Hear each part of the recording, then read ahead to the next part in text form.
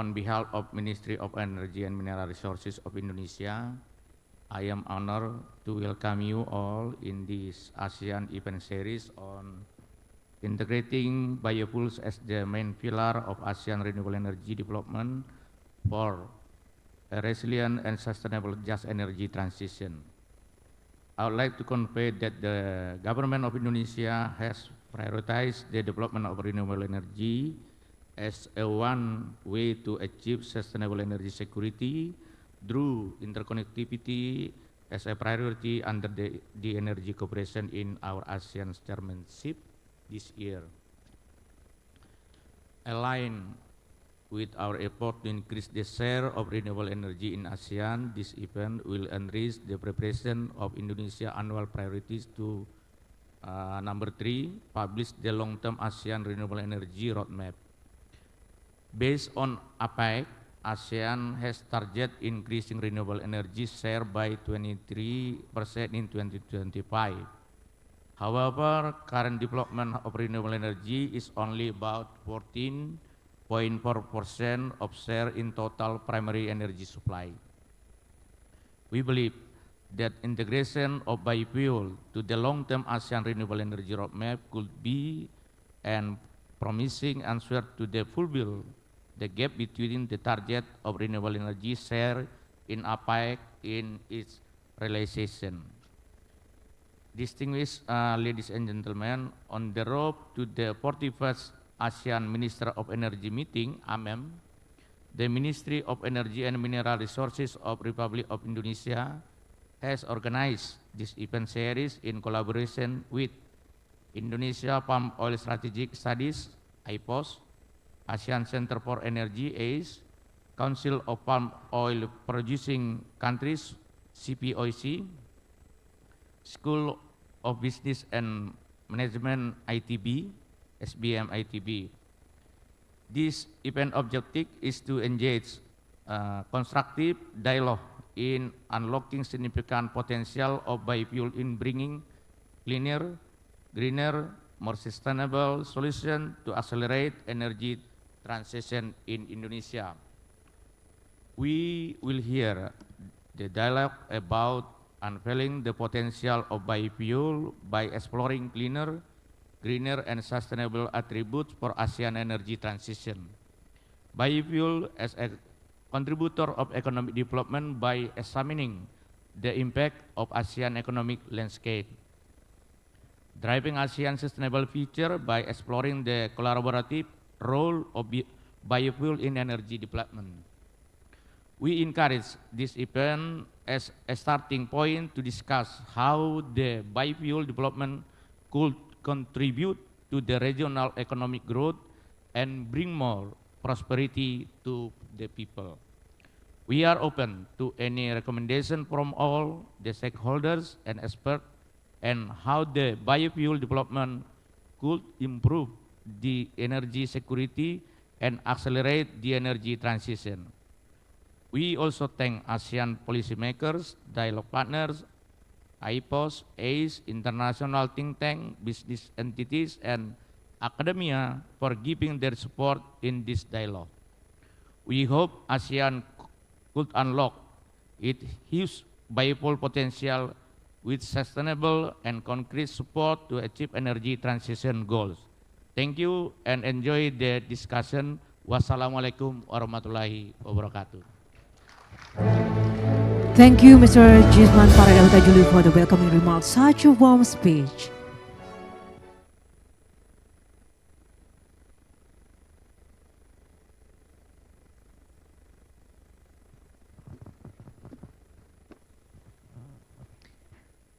Next, we would like to invite Chairman of Indonesia Palm Oil Strategic Studies to also give the welcoming remarks to Mr. Darmin Nasution. The stage is yours.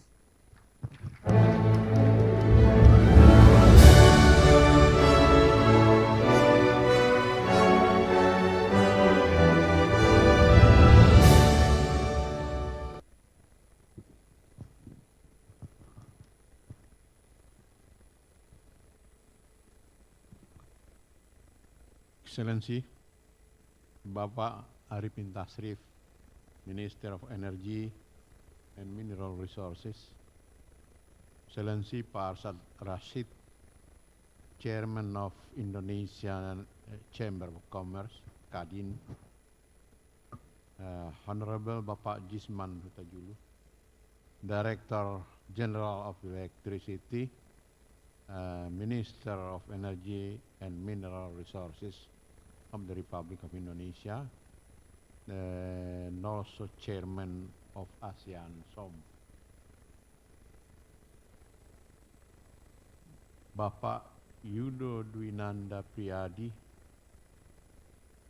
Executive Director of the ASEAN Center for Energy, honorable speakers, distinguished guests, and all of the attendants, both who are attending this event in person or through online. Assalamualaikum warahmatullahi wabarakatuh. Good afternoon to you all. On behalf of Indonesian Palm Oil Strategic Studies, I'm delighted to welcome you to this international seminar on integrating biofuels as the main pillar of ASEAN renewable energy development for a resilient and sustainable just energy transition. The topic on biofuel as an energy source that we are discussing in this forum will be a strategic issue for the economy and energy security for the ASEAN region. As biofuel will play an important role in the ASEAN region in order to achieve our energy and climate target. If we take into account the future growth of population and the continuous improvement of living standards occurring in all of the ASEAN countries, we foresee a considerable escalation in the energy demand in the region. However, on the other hand, the challenges also will intensify in fulfilling the energy needs as a consequence of the imminent risk of climate change, which will become a threat to humanity. This challenge should force us to find alternative ways to fulfill the energy needs without increasing our carbon footprint in the future. We believe that biofuel will play a meaningful role in fulfilling such energy needs. Ladies and gentlemen, currently Indonesia has become a major producer as well as consumer of biofuel by mandating the blend of biofuel in our diesel. In less than 10 years, Indonesia has raised its mandatory biodiesel requirement from 0% to 35%. This policy has substantial impact on the consumption of biofuel, where in 2022 reached more than 10 million kiloliters. Most of the biofuel are derivatives of the palm oil produced. With the mandatory blending of 30% of biofuels in 2022, Indonesia has been able to save up to $8 billion in foreign exchange, as well as of the reduction in oil import. Currently, approximately 20% of the Indonesian palm oil production is being used for biodiesel. In the upstream sector, such as policy has not only generated a multiplier effect in terms of providing a stable employment for 14 million people all over the value chains, but also supporting a cleaner environment. We furthermore expect that a higher blending rate could be accomplished in the future with the application of new technologies. As for now, with the right technology and international combustion could be running on a pure biofuel. We understand that there is a widespread push for electrification use, especially in the transportation sector worldwide, including in the ASEAN region. However, we see a large part of the market segment, mainly the trucking and logistics sector, are still confronting huge challenges in utilizing electrification. We believe the trucking and shipping sector will continue to consume diesel fuel and will not yet be suitable for electrification for the foreseeable future. Accordingly, in the future, the biofuel will play a substantial role as a renewable energy, as a sustainable alternative to reduce reliance on fossil fuels imports, thereby bolstering energy security and supporting economic development. As we all might be aware that none of the ASEAN countries now are a net exporter of oil. Preferably, ASEAN countries are also geographically in the best position as a region with its tropical climate to produce energy commodities as the main raw materials in producing the biofuel.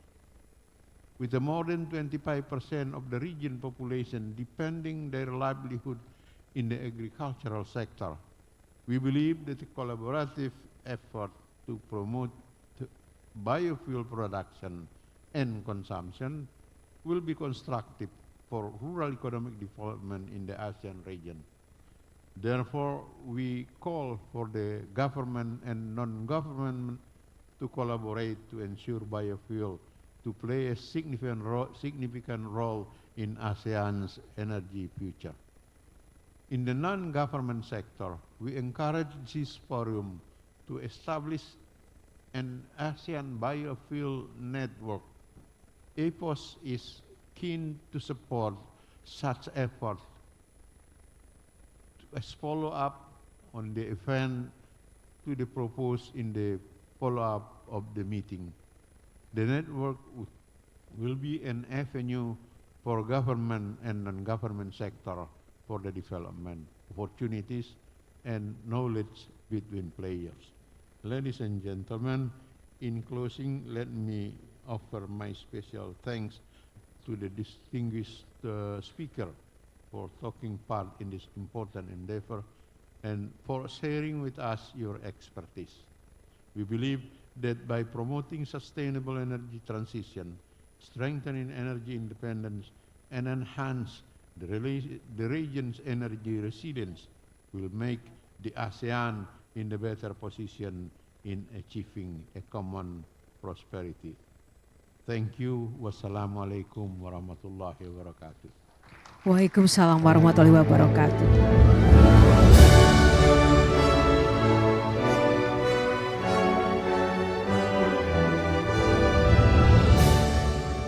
Thank you so much, Mr. Darmin Nasution, for the speech.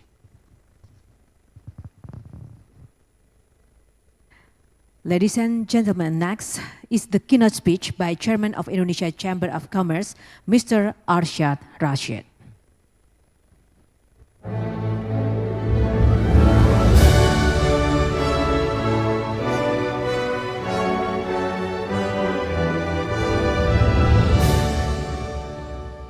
Honorable guests and esteemed participants, Bapak Arifin Tasrif, Minister of Energy and Mineral Resources, the Republic of Indonesia, Mr. Bapak Jisman Hutajulu, Senior Official Energy Leader, ASEAN Chairmanship 2023, Bapak Darmin Nasution, Chair of Indonesia Palm Oil Strategic Studies, Bapak Sofyan Jalil, Vice Chair, Indonesia Palm Oil Strategic Studies, ladies and gentlemen. I am Arsyad Rashid. I'm the Chair of Indonesian Chamber of Commerce and Industry, OCAD Indonesia, and also the Chair of the ASEAN Business Advisory Council 2023. I am deeply honored to address such an esteemed gathering today. Our discussion today centers around a topic that is both pivotal and timely, exploring the investment potentials of biofuels as a sustainable, renewable energy alternative in Indonesia and ASEAN. Energy is the lifeblood of any economy. It powers industries, it fuels growth, and it enhances our quality of life. Yes, yet, as we are all too aware, conventional sources of energy are finite, and their utilization contributes significantly to global climate change. As we stand at this critical juncture, we must pivot to cleaner, renewable, and more sustainable energy alternative. Biofuels are at the forefront of this alternative and represent a crucial component in our collective efforts towards a more sustainable future. In 2021 alone, the ASEAN region made a significant contribution to the world's biofuel supply. Indonesia alone produced 137,000 barrels per day of biodiesel, surpassing the United States and Germany. Other key contributors in the region include Malaysia, the Philippines, and Thailand. Yet, we only achieved 61.8% of our nameplate capacity, turning out 10.3 billion liters of biodiesel from 9.5 million metric tons of feedstocks. To understand the scale of the opportunity before us, the 7 ASEAN Energy Outlook projects that biofuel consumptions will grow at 4.7% per year until the year 2050, outpacing oil's growth at 4.4%. These figures reveal not just our past accomplishment, but also underscore the vast potentials of our future. Investing in biofuels is more than just an economic decision. It's a commitment to our planet and the future generation. The transition to biofuels not only reduces our carbon footprints, but also diversifies our energy sources, enhances energy security, and generates economic growth. But our task ahead is threefold. First, we must bolster our capacity for biofuel production by intensifying cultivations, increasing residue collections, and reducing waste. Second, we must address regulatory barriers and establish policy frameworks that incentivize investment in renewable energy. Lastly, or third, we need to foster partnerships within our region and beyond to exchange knowledge, to share technology, and to collaboratively advance our renewable energy goals. In my role as the chair of the ASEAN Business Advisory Council 2023, I am committed to increasing ASEAN's feedstock production to significant levels. Our primary vehicle for this is our legacy project, the inclusive closed-loop model for agriculture's product. This model is an embodiment of sustainable, privately led, multi-stakeholders collaboration. It is designed to empower smallholders farmers by granting them access to finance, knowledge, and technology, ultimately increasing their crop yield, which supports the ever-growing demand for feedstocks productions and driving inclusive and prosperous growth across the region. As a unified front at Kadin Indonesia and ASEAN BAC, we strongly believe in the power of collaboration. The potentials of biofuels can only be unlocked through a collective endeavors that brings together the government, the private sectors, and the wider community. It is what we call in Indonesia gotong royong. Therefore, I urge each one of us, policymakers, investors, the scientific community, and every stakeholder present to join hands in this significant mission. Let us seize this opportunity together to cultivate a renewable energy ecosystems in Indonesia and ASEAN that is resilient, sustainable, and prosperous. And as I close my remarks, I invite all of you to continue this vital dialogue beyond this gathering. Engage with each other, challenge the status quo, question assumptions, and propose innovative solutions. May your discussion be insightful, productive, and a stepping stone towards a brighter, sustainable, and prosperous future for us all. Thank you. Thank you, Mr. Arshad Rashid. Ladies and gentlemen, in this opening session of our event, it is our honor to have a keynote speech from Minister of Energy and Mineral Resources of Republic of Indonesia, will be represented by Mr. Yudo Dwinanda Priyadi, Director General of New and Renewable Energy and Energy Conservation, Ministry of Energy and Mineral Resources, Republic of Indonesia. The stage is yours.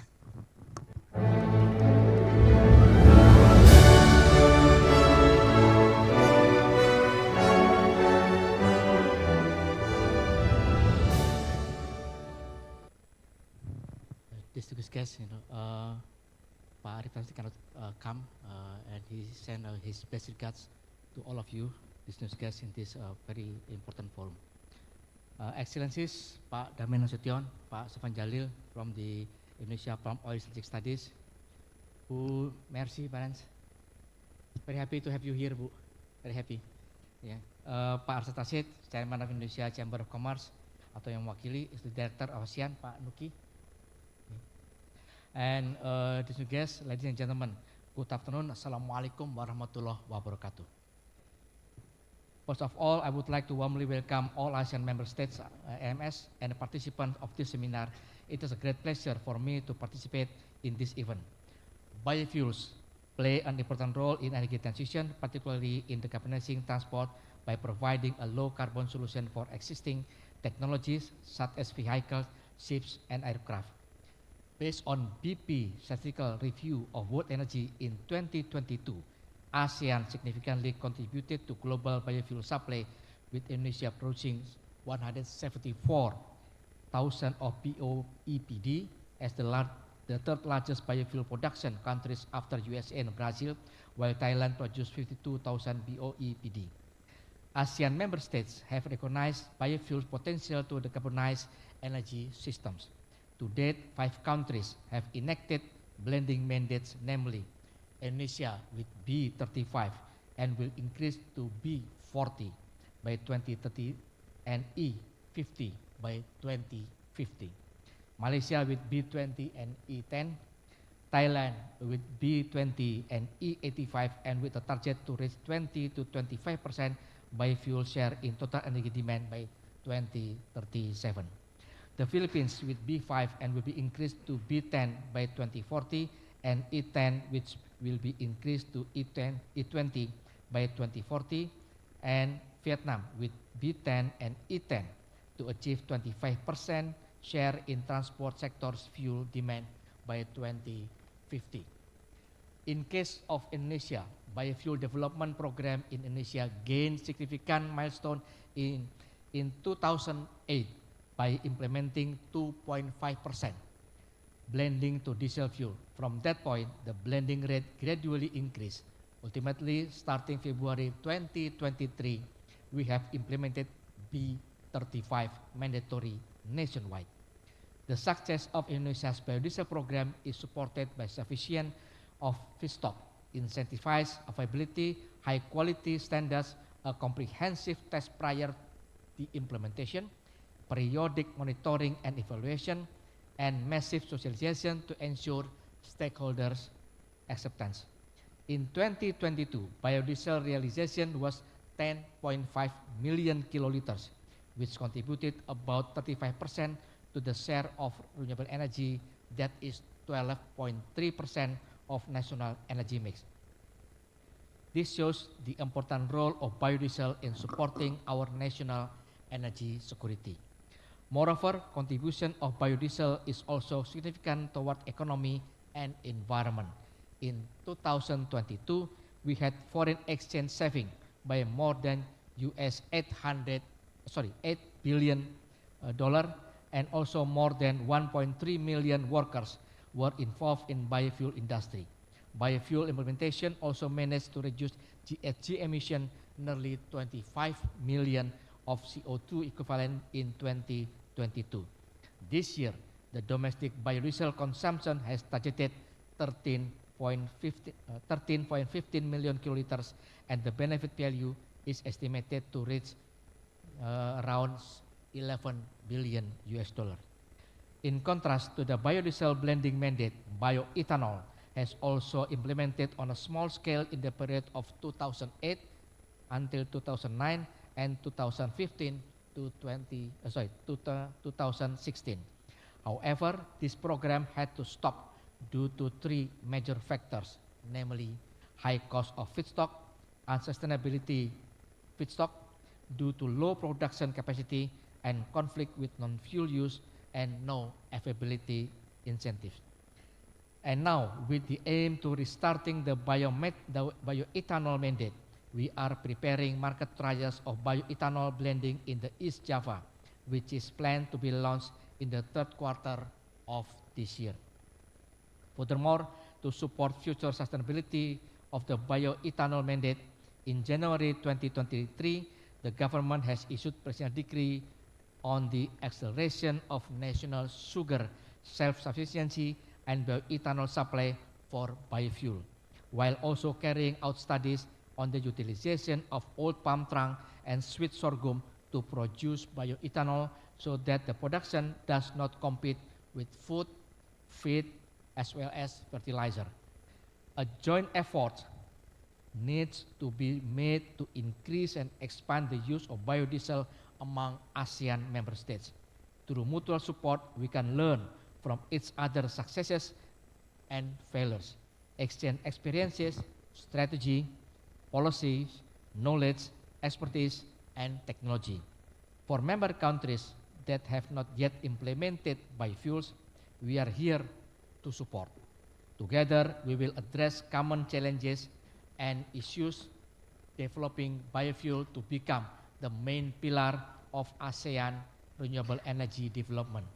In addition, the feedstock used for biofuels should take into account the balance between food, feed, and fertilizer to avoid massive land clearing, which can cause environmental damage. This requires innovative ways which aim to increase the efficiency of production process to produce good quality fuels at affordable prices, to improve environmental carrying capacity, and to bring greater prosperity for farmers. I sincerely hope that through this seminar, we can have fruitful exchange of ideas, information, and sharing experience which are expected to answer the challenge in biofuel implementation and to develop a constructive collaboration for biofuel implementation across ASEAN member states. Thank you. Wassalamualaikum warahmatullahi wabarakatuh. Minister of Energy and Mineral Resources, Arifin Tasrif. Thank you, Mr. Yudo, for the keynote speech. Please stay on stage, Mr. Yudo, for the group photo. And I would like to invite Mr. Jisman Parada Huta Julu to come to on stage. Mr. Darmina Sution, Mr. Sofyan Jalil. Please join on stage to group photos, and to the photographers and media. Please prepare for the group photo. Mr. Yudo Dwinanda Priya Adi, Director General of New and Renewable Energy and Energy Conservation, Ministry of Energy and Mineral Resources, Republic of Indonesia. Mr. Jisman Parada Huta Julu, Senior Official Energy Leader, ASEAN Chairmanship. Mr. Darmina Sution, Chairman of Indonesia Palm Oil Strategic Studies. Mr. Sofyan Jalil, the Honorable Vice Chairman of Indonesia Palm Oil Strategic Studies. Thank you.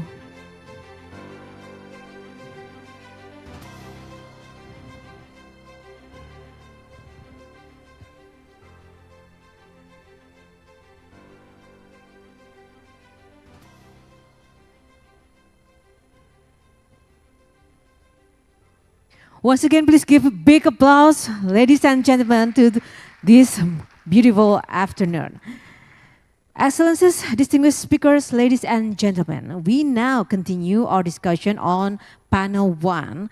The topic on this panel 1 is unveiling the potential of biofuels, exploring their cleaner, greener, and sustainable attributes for ASEAN's energy transition. And before we start our panel discussion, we will have introduction session remarks by the Executive Director, ASEAN Center for Energy, Dr. Nugi Agia Utama. To give the remarks, please welcome Dr. Nugi Agia Utama.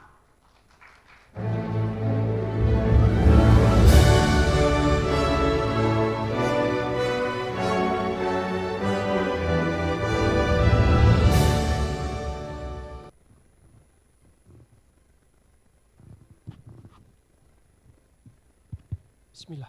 Assalamualaikum warahmatullahi wabarakatuh. Greeting to all of you.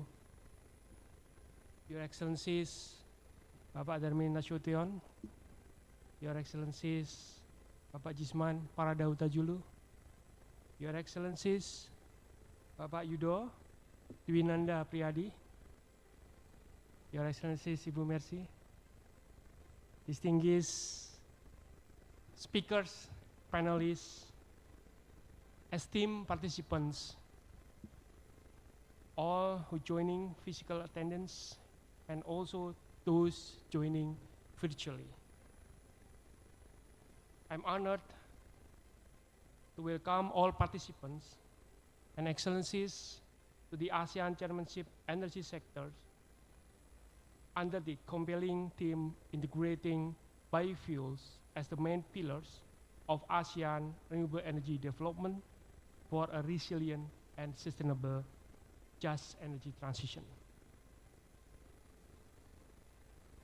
Distinguished participants and excellencies, today we come together with a shared vision to pave a transformative pathway towards a greener and more sustainable future for ASEAN.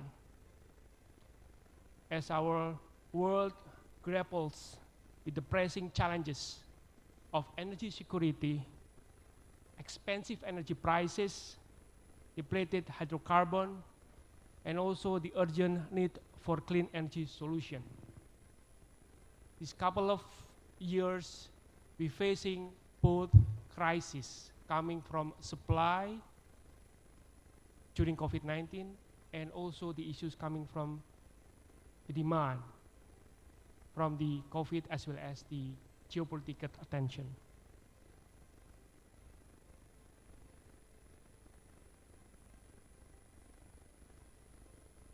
The urgent needs for clean energy solution, that's the very important matters, and the potential for biofuels in our region emerged as a beacon of hope. Each ASEAN member states possess unique capabilities to contribute to this renewable energy revolution by harnessing different types of biofuels. Therefore, the ASEAN countries should not be part of the future energy problem, but ASEAN should be part of the future energy solution. We see abundant resources dedicated to biofuels in each member states.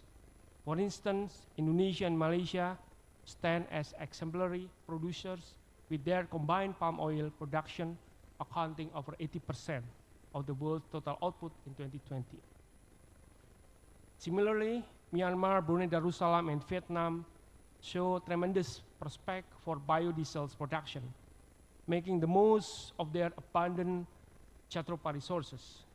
Meanwhile, other member states such as Cambodia, Laos PDR, the Philippines, Singapore, and Thailand hold immense potential in developing diverse biofuels, including bioethanol derived from organic materials such as sugarcane, coconut oil, and cassava. Additionally, the utilization of organic waste for energy conversion showcases the resourcefulness of our region in embracing sustainable solutions. We have learned from Brazil, as they no longer see that the bioenergy crops having a direct competition with food. As well as we also learn their successful stories of providing by 100% biofuels for their transportation sectors. And I believe we can do more than that, since we know that the engine itself was made and produced in Indonesia.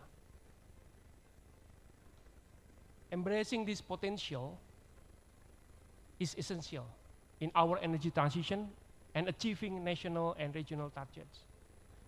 Securing energy supply while maintaining its sustainability with affordable price and striving for a 23% RE share by 2025, biofuels stand as instrumental drivers in realizing these milestones, offering a cleaner and greener alternative to traditional fossil fuels. Their renewability secures our energy futures and break free from finite resources, ensuring resilience in a rapidly changing world. With significantly reduced greenhouse gas emission, biofuels become powerful tools in providing sustainable energy supply, less environmental impact or damage, and also have a huge potential to increase domestic and national economic growth. Nonetheless, the 7th ASEAN Energy Outlook, as also stated by Pak Arsad and Pak Yudo, we presented a projection that foresees a substantial increases in land required for biofuel production by 2050. Our analysis shows up to 5.6 million hectares for palm oil and 3.2 million hectares for sugarcane will be needed to meet the growing biofuel demand, which account for about 2% of the total land area of Southeast Asia. In light of these findings, it becomes imperative for us to embark on a collaborative endeavor, working together to identify a strategic and sustainable approach to counterbalance the emission caused by the land use change due to biofuel production. By fostering such joint efforts, we can ensure the expansion of biofuel production aligned with our environmental goals, ultimately leading us towards a more resilient and ecologically responsible future. Excellencies, ladies and gentlemen, today marks an important occasion as we unveil the potential of biofuels in ASEAN energy transition. With collaborative efforts, visionary policies, and unwavering dedication, we embark on a transformative journey towards a greener, more sustainable energy landscape and also more affordable prices. And for further tangible cooperation and collaboration, which it is required to move forward, we may suggest for all biofuel stakeholders today to hand-in-hand establishing stronger regional cooperation through a forum or network or even association to embrace the future challenges together. And again, together we hold the key of forging a resilient and sustainable ASEAN energy future where the potential of biofuel thrive as a beacon of hope for generations to come. Once again, thank you for joining us today, and may this gathering serve as a catalyst for fruitful discussion and enduring partnership in our collective pursuit of a greener and more prosperous ASEAN. We believe that energy can be a catalyst of peace rather than a catalyst of war. So I wish each of you a good health and fruitful deliberation ahead. Thank you very much. Thank you, Dr. Nugi Agya Utama, for the introduction session remarks.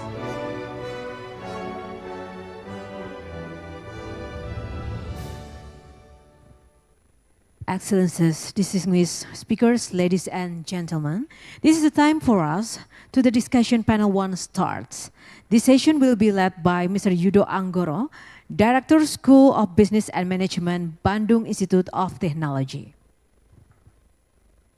Mr. Yudo Anggoro is the Director of Center for Policy and Public Management at School of Business and Management, Bandung Institute of Technology, SBM ITB. Formerly, he was the director of Jakarta campus at the school, where he established 2 flagship programs, Energy Executive MBA and Sustainability Executive MBA. He also created new courses such as Environmental, Social, and Governance SG, Energy Decisions and Policies, Policy Development and Analysis, and Doing Business in Asia. Mr. Yudo Anggoro obtained his PhD in Public Policy with minors in Industrial Policy and Economic Competitiveness from the University of North Carolina, Charlotte, US in 2050 under Fulbright Scholarship. He completed his bachelor degree in Industrial Engineering at Bandung Institute of Technology ITB in 2004. After working at Citibank Indonesia for 2 years, he received full scholarship to pursue master degree in management science from SBM ITB and graduated as best graduate with cum laude honor in 2009. He previously served as audit and GCG committee at PT Transportasi Jakarta Transjakarta. To Mr. Yudo Anggoro, the stage is yours. May I have big applause to Mr. Yudo Anggoro? The stage is yours.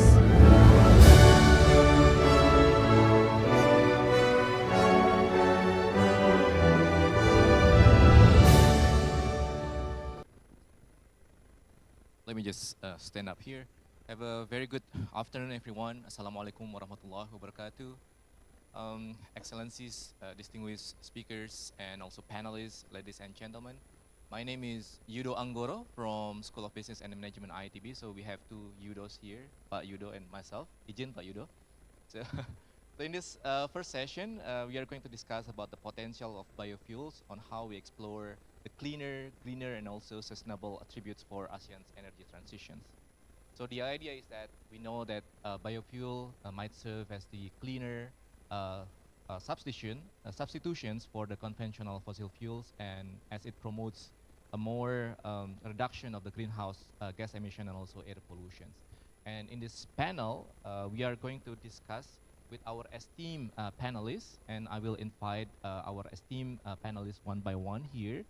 The first one, of course, Bapak Yudo Dwinanda Priyadi, the Director General of New and Renewable Energy and Energy Conservation, Ministry of Energy and Mineral Resources, the Republic of Indonesia.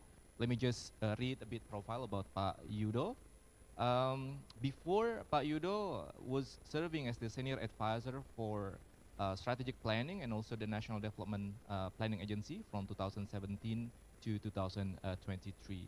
And Pak Yudo graduated from Chemical Engineering, Institute Technology Bandung, and also he went to Sloan School of Business at MIT for Management of Technology.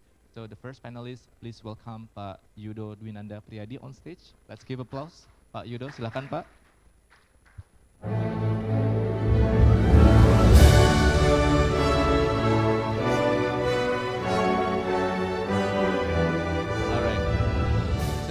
The second panelist is Dr. Supachali Sopontamapat from Thailand. She is now the Department of Alternative Energy Development and Efficiency at the Ministry of Energy in Thailand. So here in the session we got several panelists from different countries. About Dr. Supachali, she graduated in BSc Environmental Science from Silpakorn University in 1996, in Law from Thammasat University in 2004, and also Master of Science in Environmental Management at the National Institute of Development Administration in 2006. She is a special speaker on Thailand energy situation in Asia Palm Oil Conference. So ladies and gentlemen, let's welcome Dr. Supachali Sopontamapat on stage. Silakan.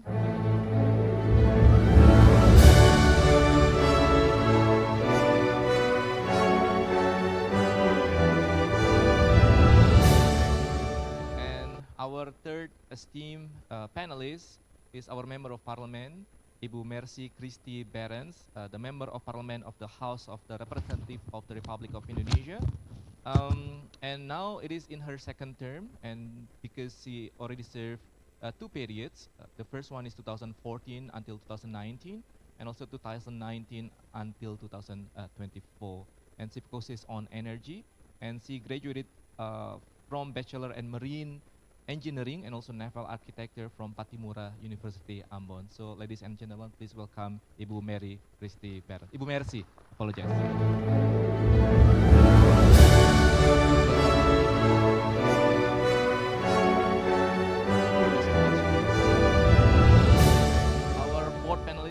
Bapak Harsono Budi Santoso. Now he is the Director of Planning and also Business Development at Pertamina Patraniaga. Pak Harsono, before he holds several positions at Pertamina, and he graduated his Bachelor of Mechanical Engineering at the University of Indonesia, and then he continued his Master in Management at Prasetya Mulia University. So please welcome Pak Harsono Budi Santoso. Please welcome. Silakan.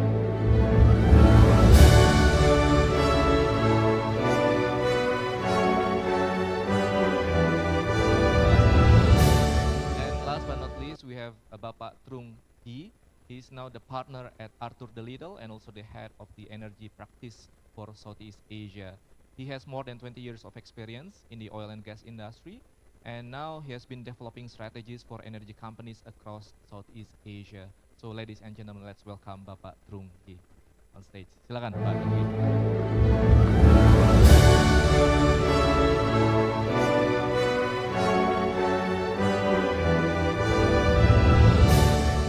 So Bapak Ibu, as we now have our esteemed panelists on stage now, basically I would divide this panel into three big chunks. The first one is about the current development of biofuel, and the second is about the challenges that our panelists might face in their own institution, and then the last is the solution.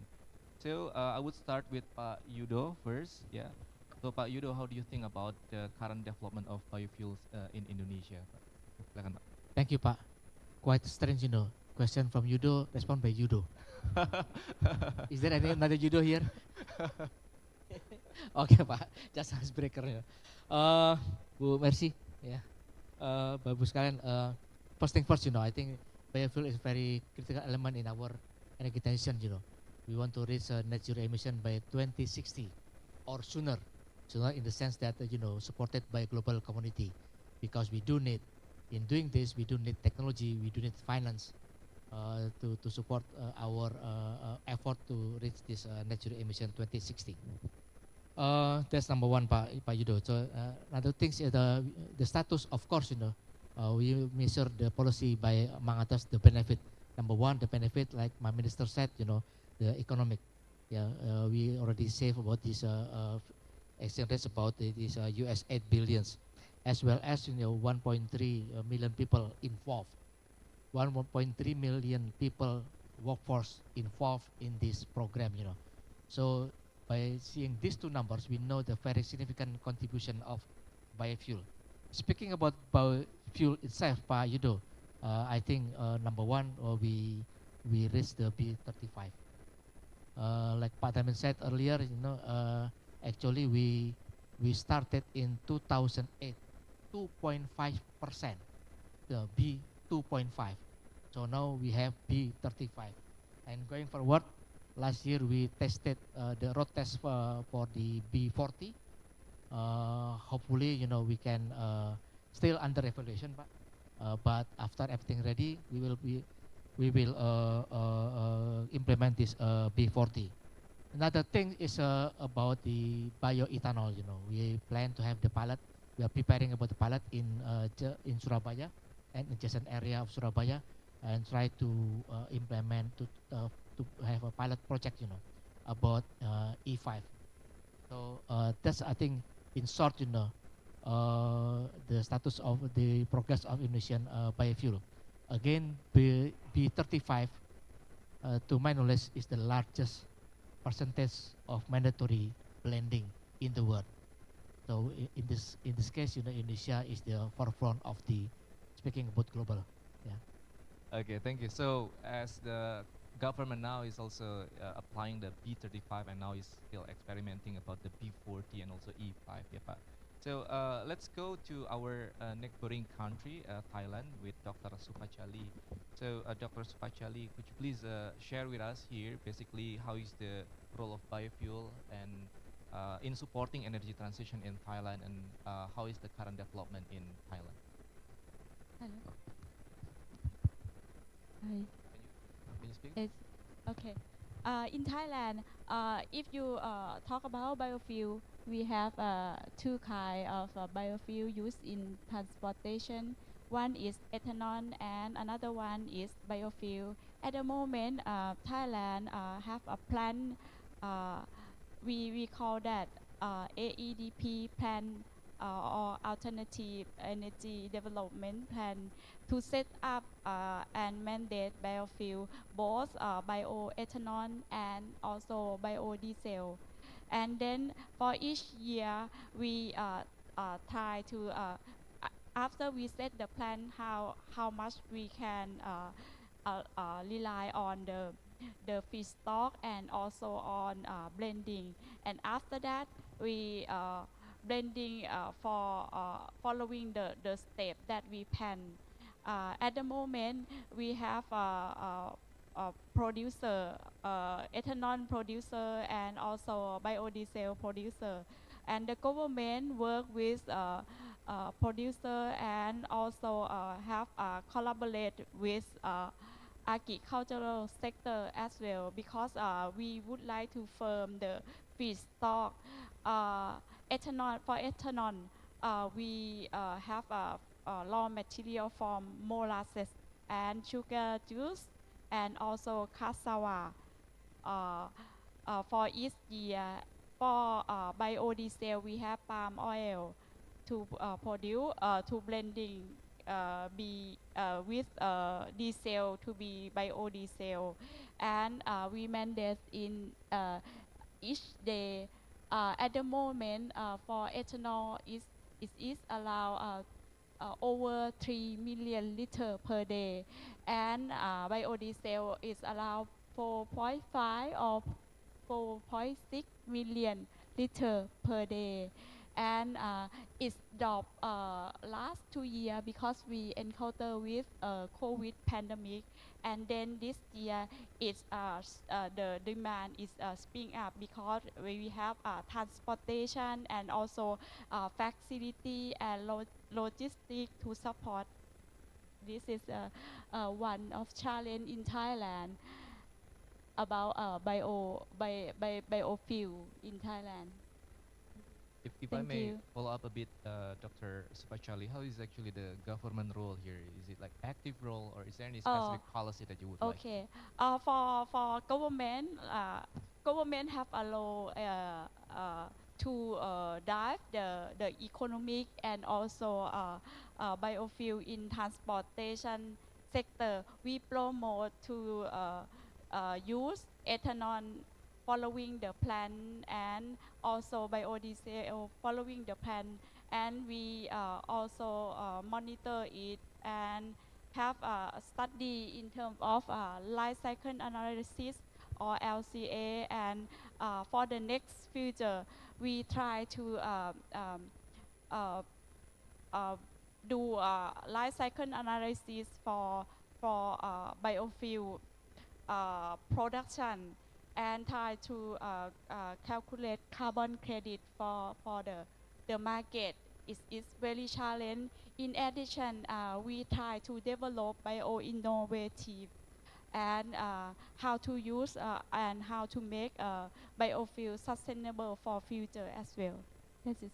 Okay, thank you so much, Dr. Supachali. All right, let me just go to Ibu Mercy Christy Barron as our member of the parliament. So Ibu, as the member of parliament, as our legislator, how do you see the current development of biofuel, and is there any active role of the parliament in pushing the energy transition, especially in promoting the biofuel development in Indonesia? Silakan Ibu. Okay, thank you very much. When we talk about the new and renewable energy, it's very important. We have to harmonize our critical thinking, because when we talk about the biofuel, it means that blended with the fossil fuel and comes from biofuel. The second one, as a member of parliament, we put a lot of support and put a lot of attention related with the renewable energy, including the transition energy in these steps. And there are 5 functions of the parliaments. First is budgeting. So we do a lot of work on green budget, how to increase the national budget and put a lot of attention for the renewable energy, and how to give space and give space and I think yeah, national fund, but actually it's very small. But yeah, they annually we increase the budget. The second one related to the green budget is about the how to suit the fossil fuel subsidy reform, because it's very, very important. Until now, last year, we allocated around 532 trillion rupees. It's a very big fund for fossil fuel, not for energy subsidy, including electricity and fossil fuel. And for this year, it's around 300 plus trillion for the energy subsidy energy. So that's why if we gradually and annually can shift and reallocate from the subsidy for fossil fuel and bring to the renewable energy development, I think this is the best practices. The second is related with the legislative function. And legislative functions now in Commission, we together with our partners, Minister of Energy and Mineral Resources, until now running and discuss many parts of the bill of new and renewable energy. So we do hope that when we finally, officially in Commission 7 bring this bill into the plenary session and stamp it officially, renewable energy, actually will be the base load for the national energy. Until now, many people think like a substitute energy when we think about the renewable energy. The third is related with the oversight function. When we talk about the oversight function, green oversight function is very, very important. When we directly go to the field, go to the constituency area. For example, in Maluku consists of 1,342 islands. And we have a very bad experience related with the sugarcane project. Maluku, in one district, have land area is around 920,000 kilometers square.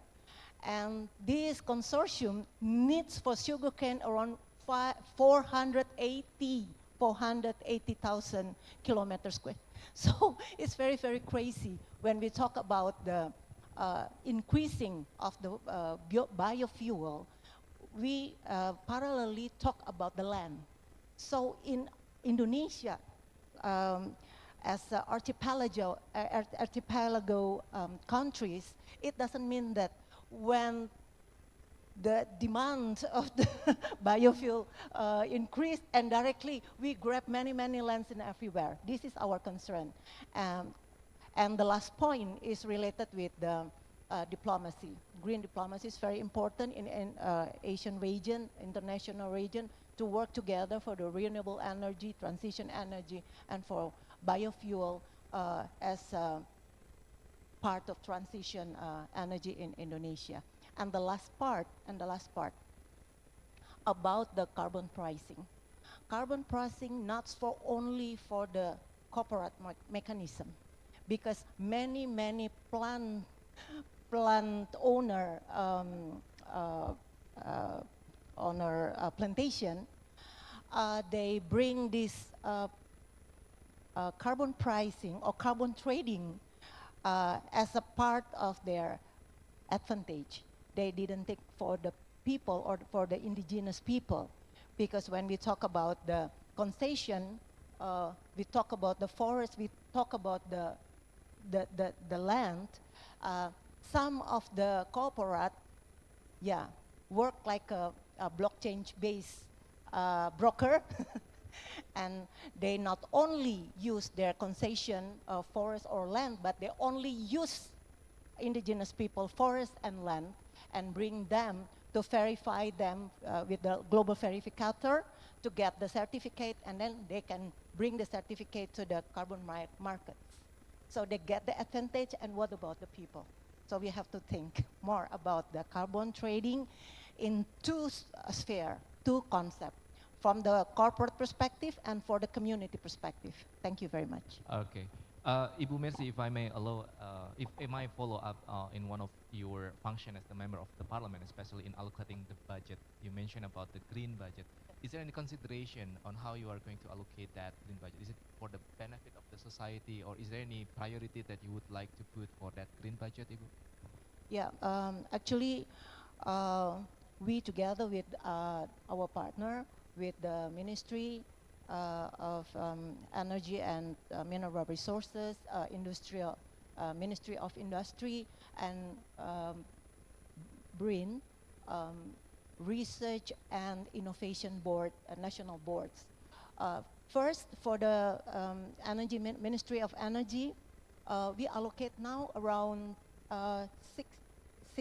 6 trillion, and around 1.3 trillion we deliver to Minister of Renewable Energy. It's very small among the 3,000 trillion, but actually I think this is the best one until this year. The second one related with the subsidy energy for the fossil fuel. When we talk about the subsidy energy, it's related with the electricity. The second one for the gas, especially for poor people, 3 kilogram LPG for poor people. And the third is related for what we call it fuel, kerosene and gasoline for poor people. But actually, when we talk about the subsidy from the government spending budget for the subsidy energy, there are two critical points there. First, we face fossil fuel regime until now. Sorry, because when we talk about the renewable energy, but in the other hand, there are big allocation fund for budget for fossil fuel energy subsidy. The third is related with the capacity building and technology, research and technology. Every year, we put 5 trillion as an endowment fund for National Research and Innovation Board. And every year, we put around almost 6 to 8 trillion rupees to support the development with R&D, especially for including for renewable energy.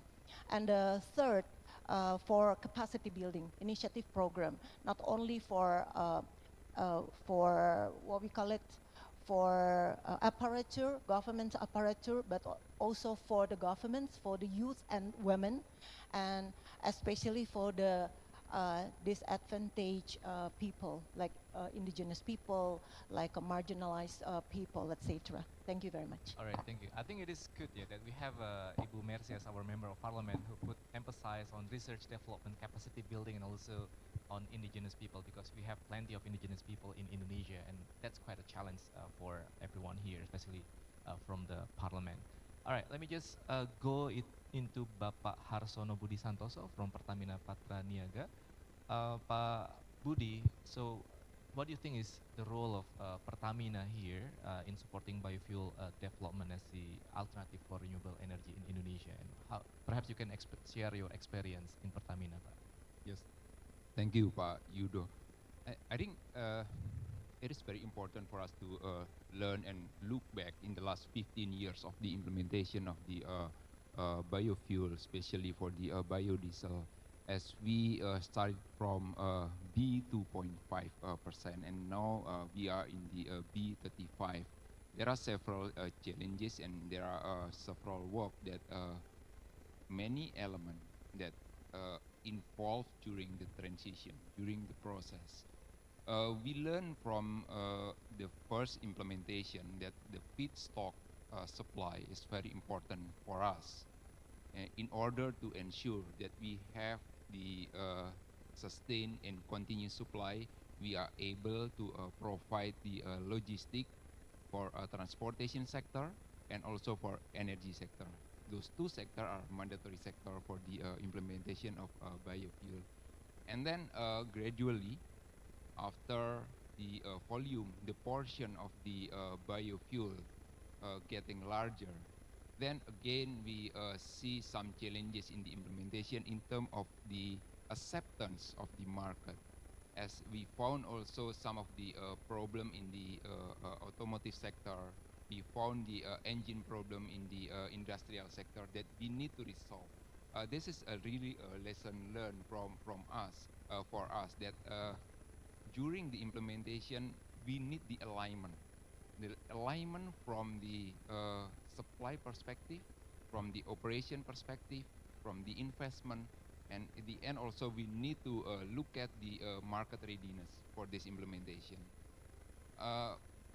After we have this 15 years implementation in the biodiesel, then we start with the bioethanol or E5.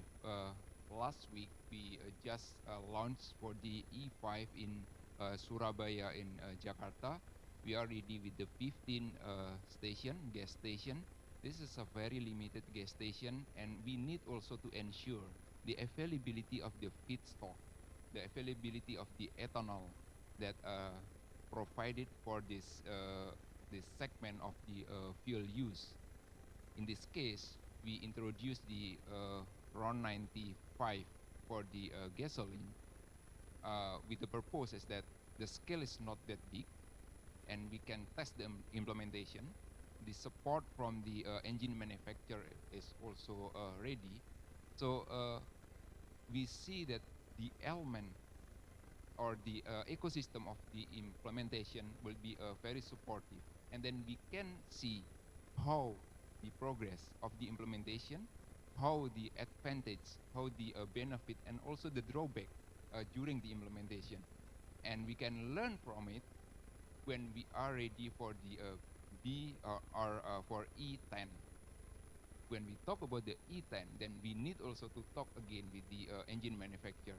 How's the readiness of the car, the automotive sector, and how the use case for the old car, the older car. So the planning of the implementation will be very critical for us, and we learn a lot from it. Thank you, Pak Yudo. Thank you so much, Pak Budi. Pak Budi, you mentioned about one problem here is about the availability of the feedstock. Yeah, and is there any mechanism from Pertamina on ensuring the availability of this feedstock so that the ethanol development can be proceeded, Pak Budi?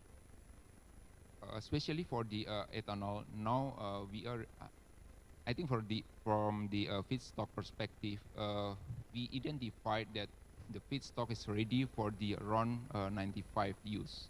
However, we see the larger amount of fuel use case, for example, the RON 95, RON 92, or RON 90, it will be very challenging.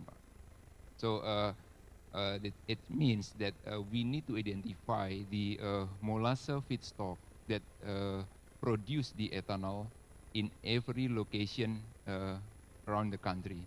So it will be also challenging in terms of the blending activity, as we might aware that all the activity now is done in our fuel terminal, and we need to do it in our refinery once the volume is getting larger. So it is very critical in terms of the supply chain, in terms of the feedstock availability. Yeah, I think it is important if I to maintain the supply chain for the feedstock. All right, let me just go into to Mr. Trunggi. So, Pak Trung, as a consultant, as a partner at Arthur de Little, and you've been working in many countries in Southeast Asia, how do you see the potentials of biofuel as an alternative for renewable energy in Southeast Asia, Pak Trung? Thanks, Professor Yudo. It's actually a privilege to be here amongst the distinguished guests. From a business hat point of view, we do see a lot of initiatives, not just from associations, the governments, regulators, but we also see it from the oil and gas companies that are fossil fuel producers. Now they're moving into biofuels and other alternative energy. And so the portfolio mix is really changing, and I think it's going to accelerate even further with the likes of the policies, incentives, but also the penalties. And you see that from the European perspective, from the Western world, Americas, and so forth. But we also see technology. We mentioned about research technology. That's going to advance, and hopefully we'll use more of that to get into the non-crop based and fuel into more sustainable energy. So there is going to be a change in the portfolio mix. There's going to be an increase in the hard-to-abate sectors such as aviation, land, and maritime. So I think we're going to see a big change of wind in the next 5-10 years. And you also mentioned about the difficulties in policy implementation. Is there any recommendation or a suggestion for the policymakers to make sure that this biofuel development can be implemented in the region? So we've studied quite a lot of different types of policies, whether it be incentives or penalties. There's always a trade-off. And there's no doubt about the fact that we need to see each nation's unique challenges and opportunities. The next is got to see the regional and see how we can work together. One thing that we need to apply is that in ASEAN, there is quite a lot of opportunities for us. But how do we work together and ensure that the policies are all aligned as well, so that we can then compete competitively with the willingness to pay as well as to produce. Last but not least is how do we take the next generation of brains and workers to help us take on the policies forward, right? So from your university to others institutes, I think it'll be important for us to flourish that. So university also playing very I think important. the whole ecosystem needs to be part of this, not just the people in this room and the online, but also the startups, the technology vendors, everyone needs to be there. And we need to be able to accelerate and incubate those thoughts. Okay. All right, thank you so much, Pak. Let me go back to Pak Yudo here. So Pak Yudo and also Bapak Ibu, later for this round, we are talking about the challenges and also the strategy to overcome those challenges. So how do you see this, Pak Yudo? What are the challenges in the development of the biofuel, and do you have any proposed solution for these challenges? Yeah, of course, a new problem was there when we initiate new policies, But speaking about the recent development, number one, of course, we about the price. When talking about energy policy, affordability is the main criteria. Right? I think this is the something that we do concern. It is the main pillar of our energy policy.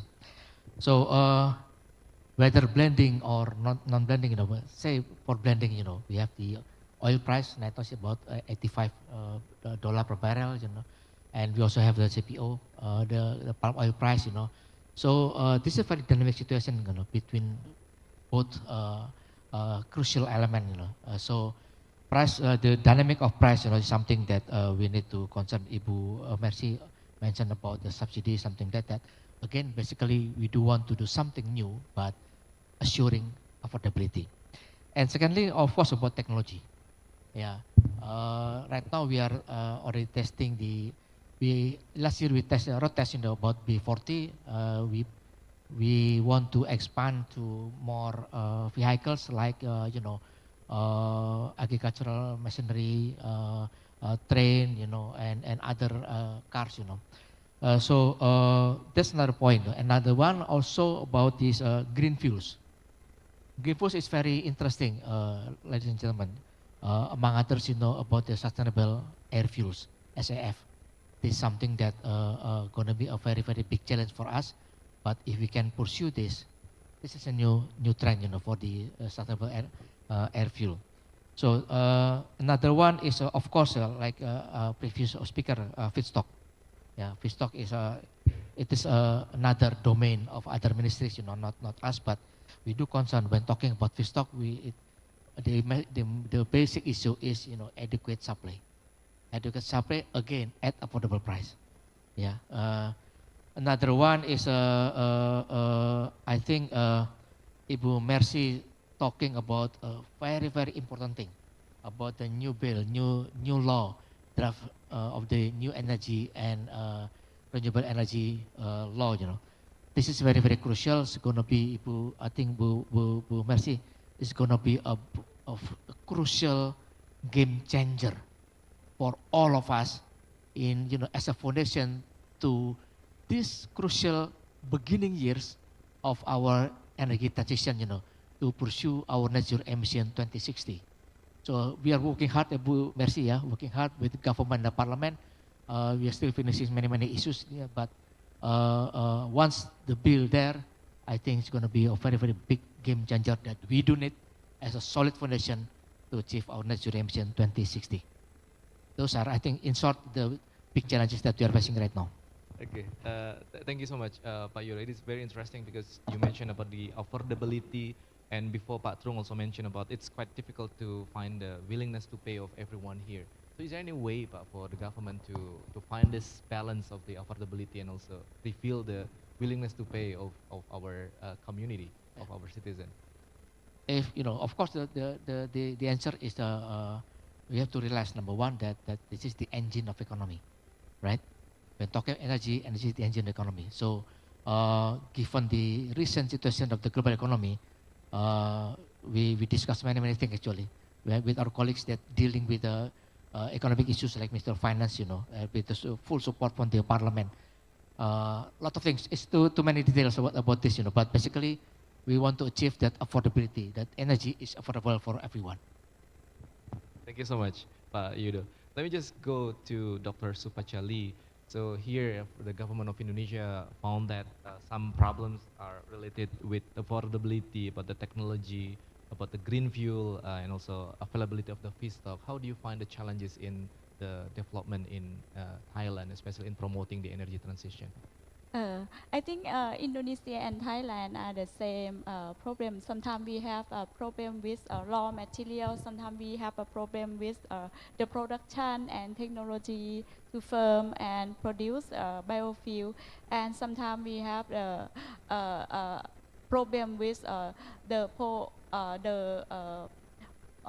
policy and planning and also funding to support. For example, maybe funding for the research, and sometimes we have to, if we would like to die quickly, we have to subsidize some on the market, and the renewable energy is rely on economic as well, so that when we plan the roadmap and we would like to following the roadmap that we plan, we have to think about how we can do that, how we can achieve this goal, and it have many sectors to relate about the plan. For example, the study and research, you have to listen the university or some institute or some production and association to work on this issue. And for the sector of commercial, you have to listen the market, it can die whether or not, or you have any problem to subsidize or funding to support, and policy need to firm. You have to go to this way directly, and how to have have a partnership or networking to work together with not only in Thailand, but also the partnership from another country. For example, Indonesia and Malaysia, if you mention for the biodiesel and for ethanol, you may have to talk to Cambodia or some investment theater to get involved in ethanol association production, and not only this line, and you have to rely on the raw material that you have in this country. Sometimes you may have some problem about the climate change. Sometimes you have a problem with in this year have a flooding, something like that. This is a renewable energy fuel and biofuel crop. You have to work with another people, and I think it's very challenging to dive the innovative, and we have to work more and more together and set up the networking to sharing both raw material and R&D, and also networking with the economic as well. This, thank you. Okay. Dr. Supachali, you mentioned about the research. Research is important, and for someone who works for the university, I'm quite interested in diving into this topic. So is there any frontier research that your government now is coordinating? So is there any roadmap for the research in this area, Ibu? Okay, for biofuel, I just thinking about at the moment, Thailand try to following with the global 10 energy that we have agreement with COP26 that we would like to achieve carbon neutrality and also zero net emissions, so that you have to do the research in this way how biofuel is mapping with carbon neutrality, how to buy the market carbon credit that I mentioned on, and how you chip up the renewable energy.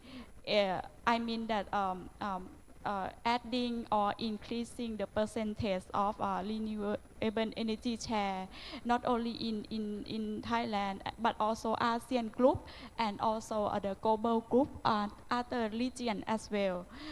In addition, I just thinking about new innovation by, for example, biolubricant, biotransformer, maybe have a new challenge market, and not only this, but also how to make biofuel sustainable. I just thinking following the European country and the US, at the moment they study in terms of SAF, sustainable aviation fuel, that Thailand try to keep an eye on and keep in touch with the research. And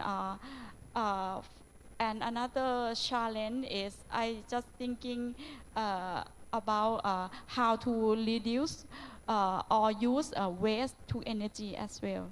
This is we focus on. Very nice, Bu, to see all the frontier research have been developed in Thailand. Thank you so much.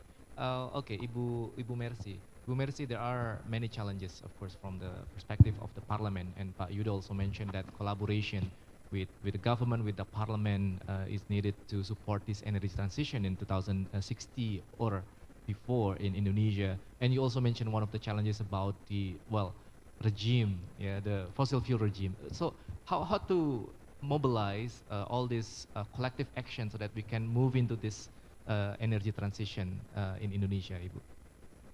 Thank you very much for this question. Actually, to raise the critical awareness and critical thinking about the energy transition in the parliaments, not only in Commission 7, we talk about the new and renewable energy bill, but in I think in all commissions, because some of member of parliament, the other colleagues, now are member of Green Economic Caucus. So in Green Economic Caucus, cross parties, cross commission, cross boards in parliaments, and we raise the same issue related is how to develop Indonesia in green development policy making. This is the first. The second one is, for example, in Commission 7, when we talk about the transition energy, there are many problems there.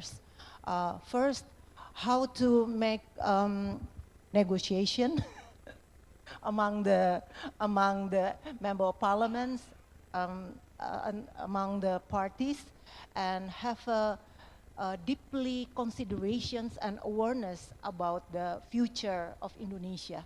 If we want to do and accelerate our action in parliament to support the transition energy and renewable energy in the future, and then the situation is the dead end of Indonesia. So that's why we always raise the same discussion, same title or topic in many discussion in the parliament. The third the third, we face problem related with how to manage supply and demand. Because when we talk about the increasing of the biofuel demand, is related with the demand of the land. So the land is related with many things, with the humanity. So we always talk with many partners in the parliaments. When we talk about the Green New Deal of Indonesia for our development in the future, we have to be binding environmental impact assessment with the human right impact assessment. It's very important, because if it is not binded, so it's useless when we talk about the future green development of Indonesia, Asian or globally. So it's very important. The third is fair sociology between the feedstock of fossil fuel and food stock. In one hand, we talk about the energy security, but in the other hand, we talk about the food security. So how to make it balance between food security and energy security, work together and develop together, and we didn't alienate one to another. It's very important. And the fourth, about how to work together, how to translate the national policy into the subnational policy until the village policy making. Because when we talk about the forest, we talk about the coastal area, about the mangrove, etc. We talk about the people in the village.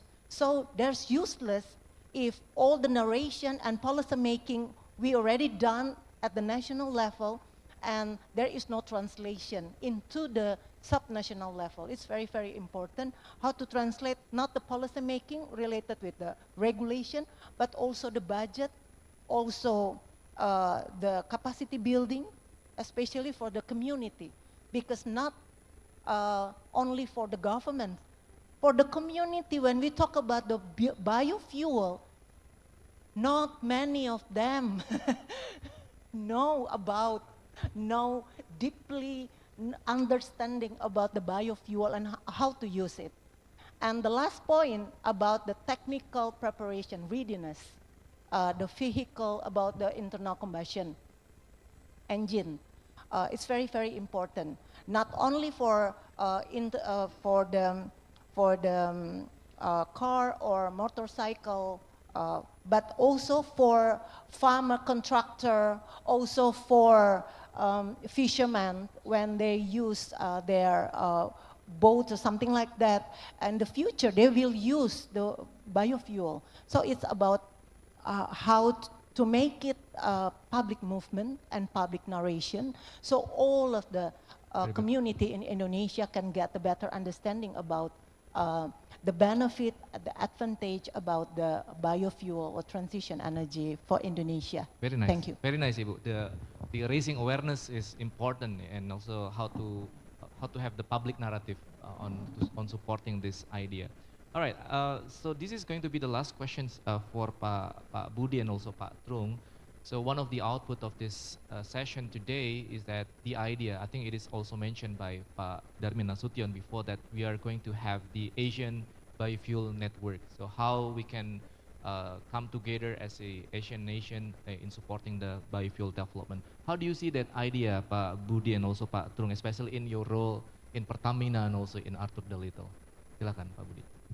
Yes, but I think this is a collaborative effort. From our operation perspective, we need a stable supply, we need a stable quality to ensure that customer also have the right or the right specification of the biofuel or and comparable to the fuel itself. So in terms of the operation efficiency, we also see there are so many opportunities to improve, and the transition will also be very important. So it requires the collaborative effort among the stakeholder in terms of the investment, in terms of the market development, in terms of the supply and so on. Thank you so much, Pak. Pak Trung, silakan. Yeah, so with this, I believe it's a great idea, good initiative that we do collaborate across all the Asian. One thing I think is that how do we make this into a call of action? We'll probably need some sort of transformation management office that leads and drives some of these initiatives, have certain task force that are prioritized to look at these actions so that we can progress to the next meeting. And so all of this will need to happen quite quickly in terms of this association or network. Thank you so much, Pak Trung. All right, before I conclude this session, Pak Yudo might have something to say to the audience. Silakan, Pak. At the end of his speech, my minister said about joint effort among us. And this is mentioned about this new network. I think there are so many initiatives in G20. 2 weeks ago in Goa, India, G20 launched the Global Biofuel Alliance. So why don't we, in our region of ASEAN, we're talking about this very good year of ASEAN, Indonesia, we also promote the same idea, let us work together and try to discuss about this new idea, about this building a solid biofuel network among us, the ASEAN member states. All right, very good. Let's give a warm applause to Pak Yudo.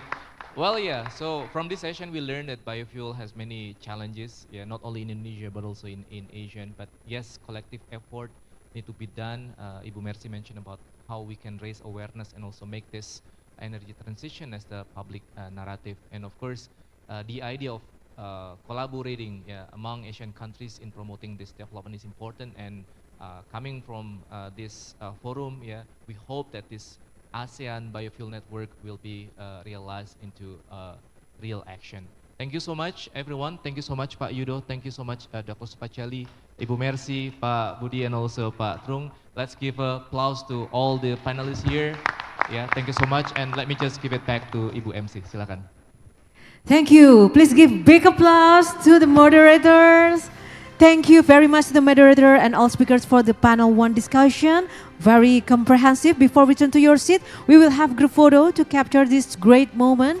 Please. Photographers and media team, please be ready to capture this beautiful moment.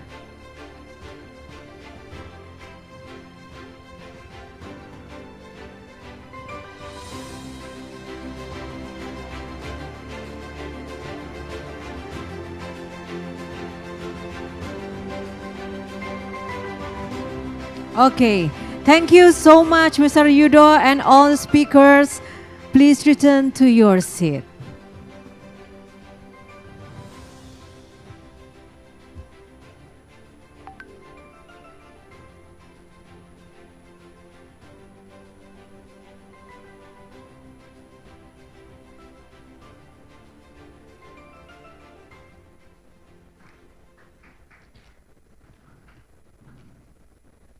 Ladies and gentlemen, now for the next second panel.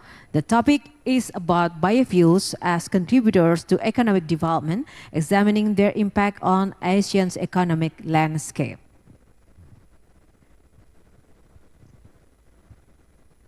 And before we start our panel discussion, we will have introduction session remarks by the Secretary General of Council of Palm Oil Producing Countries, Mr. Rizal Afandi Lukman. To give the remarks, please welcome Mr. Rizal Afandi Lukman.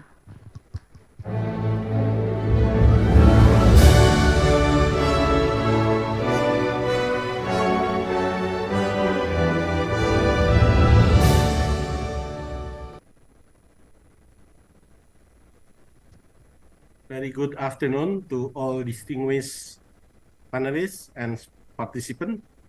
This afternoon session will elaborate on the role of biofuel in ASEAN economic development. And I will take this opportunity to share a brief introduction on the state of palm oil and biofuel in the context of regional economic progress. Palm oil-based biofuel continues to gain relevance since 2021 in the context of renewable energy and clean environment. And this year, through its chairmanship, Indonesia is looking to spearhead the movement towards greener economy by improving efforts to achieve net zero greenhouse gas emission while promoting sustainable investment. Biofuel can certainly answer to that aspiration. Palm oil can serve as a biofuel feedstock. Indonesia and Malaysia, the two largest global palm oil producers, have engaged in sustainable production, and thus the palm oil they produce can be used as a material for biodiesel that leads to reduced greenhouse gas emission. Palm oil, as we know, is considered as the most rigid vegetable oil, following the national and global sustainability standards attached, namely ASPO, MSPO, and RSPO.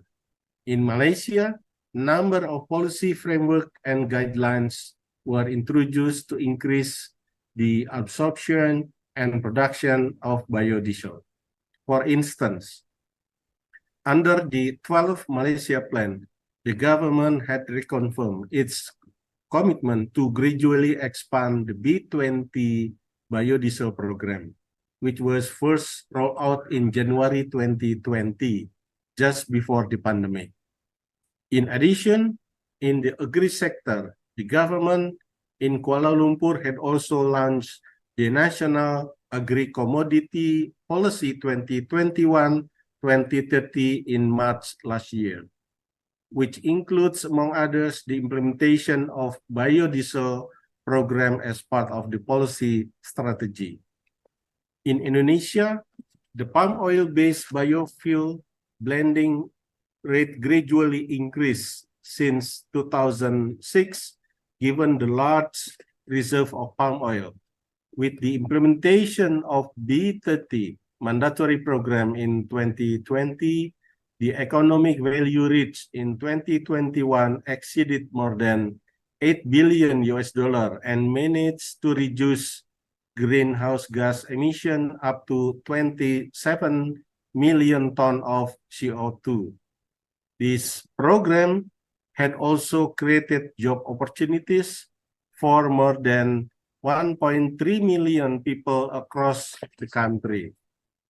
The Indonesia government has been very ambitious in applying its clean and renewable energy transitions program by improving the mandatory biodiesel up to 35% or B35 in the transportation sector early this year. This program is expected to save $10 billion of foreign exchange and reduce greenhouse gas emissions up to 34 million tons of CO2. The economic contribution of palm oil-based biofuel is therefore real. It can create new economic opportunities and generate income for local communities. It can also stimulate rural development by providing jobs in the agriculture sector while supporting related industries such as processing, refinery, and transportation. As such, it may assist the development in rural area where more than 50% of ASEAN population live. In this discussion, I'm hopeful to learn from the panels on how ASEAN countries can optimize the economic additions from the downstreaming industries, most notably the biofuel sector, on the one hand, while continue to promote greener development without sacrificing the environment on the other.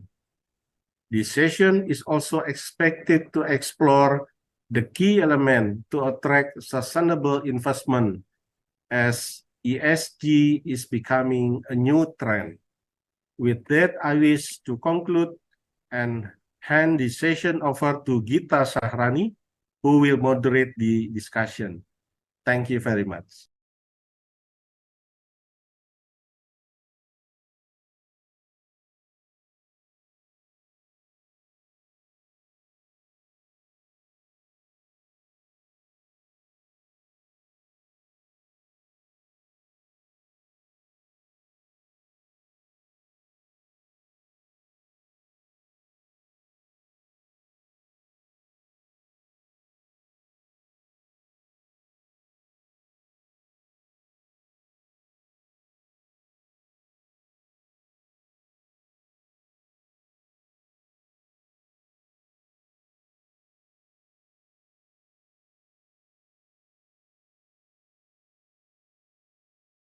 used through collective actions.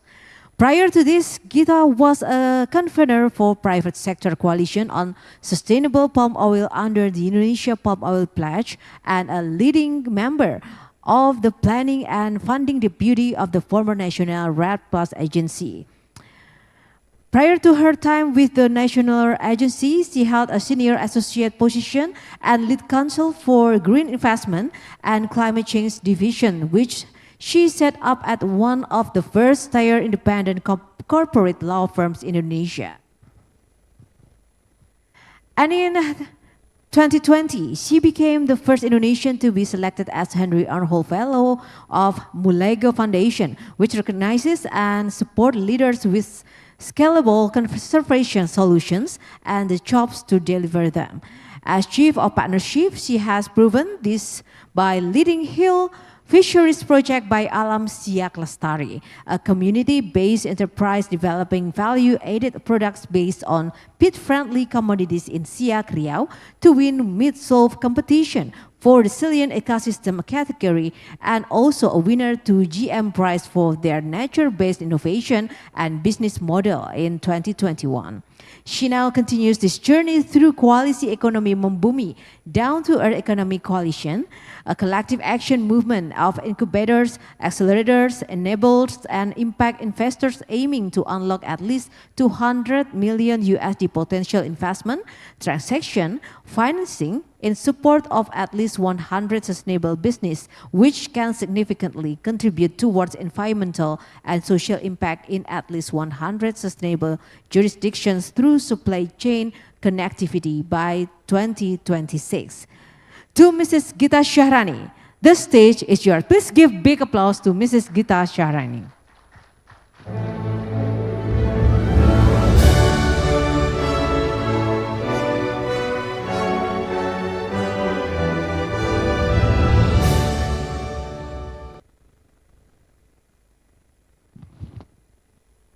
Hello, good afternoon, everyone.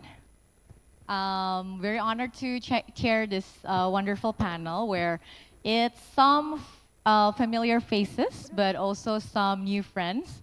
And we're going to talk about biofuels in a larger context, how it contributes back to economic development, what are the impact, and how it will actually build ASEAN's economic landscape as a whole. So without further ado, I'd like to welcome the panelists, actually. One by one.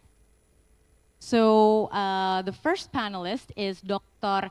Alin Halimatusaidah, the Chief of Environmental and Climate Change Study Group of University of Indonesia. Let's give a big round of applause for Ibu Alin.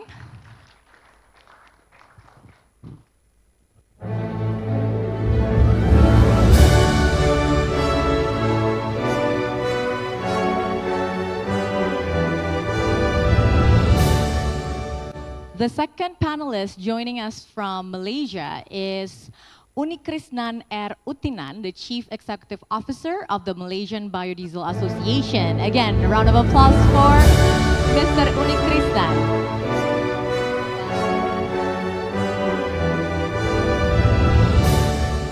We have another panelist that's joining us on stage, a good friend of mine, Mr. Mansuetos Darto, the Secretary General Palm Oil Smallholders Association or Serikat Petani Kelapa Sawit SPKS.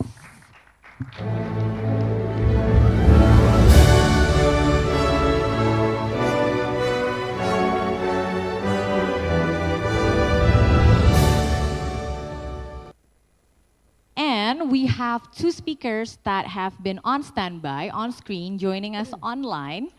One is tuning in from the USA, Ryan B. Edwards, Senior Researcher at Department of Economics, Dartmouth College, Hanover, New Hampshire, USA.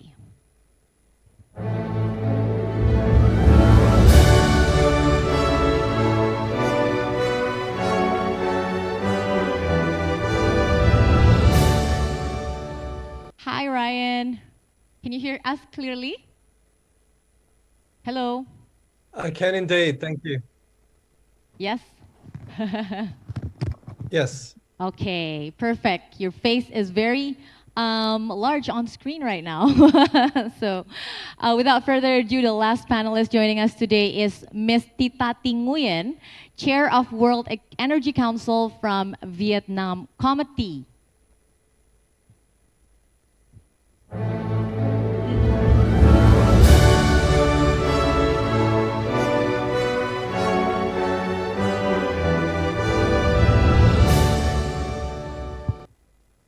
Also joining us online, let's check Miss Titati. Hi.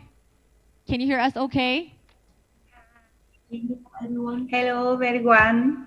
Hello. Ms. Titati is going to be accompanied by her translator as well during the discussion. Thank you for joining us. And after this, we'll give you an opening statement slot as well. Thank you for joining us online, both Ryan and Titati. So, as I mentioned in the beginning, this session is going to probably give a more holistic perspective about biofuel and how it relates both to the nation, to ASEAN as an ecosystem, but also to the ground level, because we have representative directly speaking on behalf of the smallholders. First and foremost, I'd like to actually provide an opportunity for all of the panelists to imagine if we were to step to the future, and I would invite the audience to also do the same. In 2045, looking at the economic scenario that has been pictured from the beginning of the opening speech today, where do you see yourself? Where do you see the nation? And where do you see the people of the nation within an ASEAN ecosystem? So that's basically is the prompt question to begin our discussion today, and I'd like to invite Dr. Alin to start. Dr. Alin is an active lecturer in the Faculty of Economics and Business in University of Indonesia, and also has done extensive research on renewable energy economics, policy and circular economy, sustainable fisheries management, disaster risk reduction, climate finance, and also green growth. So a holistic perspective, 2045. Where are we?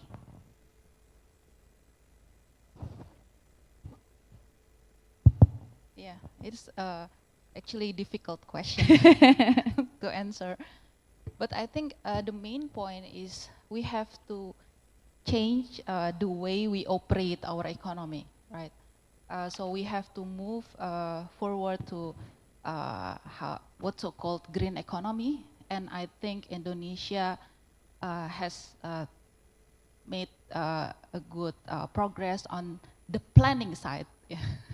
But we have question on the implementation side, because we already put green economic concept, for example, in the long-term development planning, and also next is the medium-term national development planning. But the agenda then, how to make a coherent strategy in the policy incentive and to promote the right sectors. So more moving from planning in 2045, implementation, do you think it will be good at that point in time? Yeah, in addition to this RPJPN, yeah, which is greener than before, yes, we also have a complementary document like LTS, LCCR, long-term strategy on low carbon development, and also NDC, for shorter terms, and other ministries also put some effort in decarbonization and more sustainable planning. But the problem is how to make all of this document coherent and the strategy harmonized. Yeah. So sometimes this is a typical problem in Indonesia, right? We have all the planning, yeah, and yet to implement. Yeah. So hopefully by 2045 we see some results. Yeah, because we also have a quite high high target in the GDP per capita. We aim to achieve to become high income countries by 2045. Right. And there's still a big question whether we can achieve both. Okay. Low carbon and sustainable economy, and then high income. Yeah. more on that in the second question. I'd like to prompt you more, but before, I'd like to know where Malaysia is at in 2045. What do you think? Thank you very much for inviting me to be a part of this August panel. By 2045, I believe Malaysia would definitely be a developed nation. Yeah. We have agricultural commodities as primary resources, and palm biodiesel has been one of the important aspects of the palm downstream industry. The way I foresee emerging trends by 2045. So as the president of the Malaysian Biodiesel Association, we have an upcoming conference this year in October. Okay. And your question quite syncs with the theme that we have set for the conference. And that's balancing carbon neutrality, energy security, and social impact. And this is what I would like to visualize happening by 2045. Can we balance really these three aspects of trying to achieve net zero, balancing or looking at energy security, although Malaysia is a producer of fossil fuel as well. And the most important thing is not to let our smallholders, 40% of global output comes from smallholders. So how do we balance all of this and reach an energy transition towards renewables in the light of the large consumer wave towards EVs? Where do we fit in terms of biofuels and its potential in that scenario? I think by 2045, another major aspect that will be critical is in improving productivity. I see, intensification. And that would be very important for palm as a crop, but also diversification of renewables. Right. A lot of emphasis is on biodiesel, but I think there are so many more renewable sources of energy that we can build and tap on by 2045. So 20.5, we probably are using energy that we haven't thought of right now. That's correct. That's the dream. Okay, thank you so much for painting a clear picture of Malaysia. I'd like to move to Pak Darto, coming from the Smallholders Association. Where do you see 2045 is for smallholders? Yeah, thank you, Bugita. What we can do until 2045, especially by smallholders farmers to contribute on the ASEAN region by Indonesian smallholders to produce biofuel, sustainable biofuel. I think the big point of us until 2045 is how to organize smallholders. And I think the big point of us like traceability to comply with the sustainability standard. As you know that the many farmers, many smallholders cooperative already comply with RSPO standards. This is global standards, and the Indonesian smallholders, they can comply with that standard. And also with ISPO, Indonesian Sustainable Palm Oil, and many farmers in the district level, they already comply also.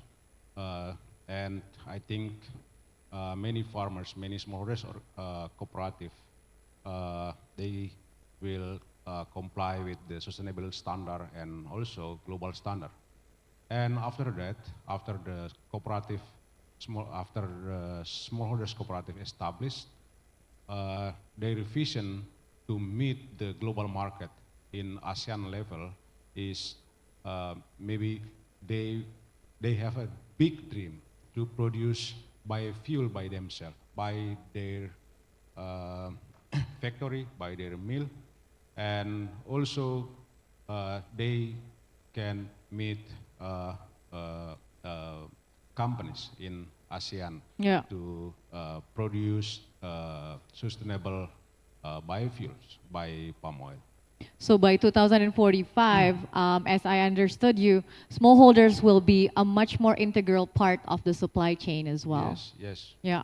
So with this note, Pak Darto, I'd like to actually look at Vietnam as a case as well and invite Ms. Tita to maybe share your perspective, your imagination for 2045, if you're ready. The stage is yours.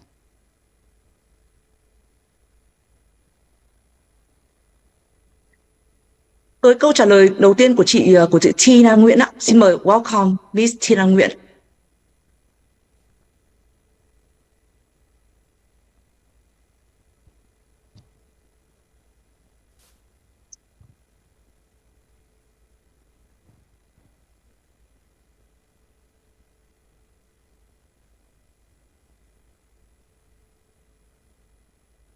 Chị Tina Nguyễn có thể bật mic lên không ạ? Chị nhìn phía bên góc bên tay trái ạ, có phần click mute, chị có thể open for your mic. Cảm ơn bà. Kính thưa quý vị đại biểu, các bạn. Phần giới thiệu ngắn và đôi nét của tôi rất vui khi có mặt tại đây và tham dự sự kiện ASEAN này, lần thứ 42 của Indonesia. Trong chuỗi hoạt động này với chủ đề năng lượng sinh học ASEAN với tư cách là người đóng góp trong sự kiện phát triển kinh tế cũng như sự thúc đẩy phát triển bảo vệ môi trường và một số trích dẫn của tôi. Thank you, sir, and all delegate and friends. Today, I feel very happy to have a chance to attend the 42nd, the ASEAN event in Indonesia in series of activities with the topic of the ASEAN bioenergy as a role of contributor to economic development as well as promoting development support and environmental protection. Như chúng ta đã biết, việc tăng tốc để đạt net zero biến đổi khí hậu với vấn đề cấp bách trong thời đại hiện nay của chúng ta. Do đó, các chính phủ và chính quyền và thành phố và các công ty đang từng ngày đặt ra những mục tiêu về net zero, cam kết giảm lượng khí thải carbon ngày càng thể hiện với trách nhiệm của môi trường và sự cam kết của các lãnh đạo, không cả ngoại trừ kể cả từng cá nhân, và tất cả chúng ta cũng cần phải đặt ra mục tiêu này để đạt được điều này, và chúng ta cùng chung tay và có trách nhiệm với cam kết này.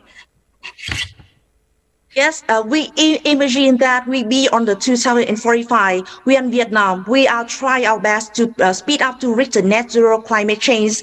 And in our time, it's the responsibility of the government, the cities, the companies, and we are the goal net zero day by day. And we are try our best to the commitment to reduce the carbon emission, demonstrate environmental responsibility and leadership commitment. Để hướng tới một xã hội tăng trưởng thịnh vượng, đi đôi với sự bền vững của môi trường, công bằng và hòa nhập với xã hội là trụ cột chính trong chiến lược phát triển bền vững của Việt Nam của chúng tôi.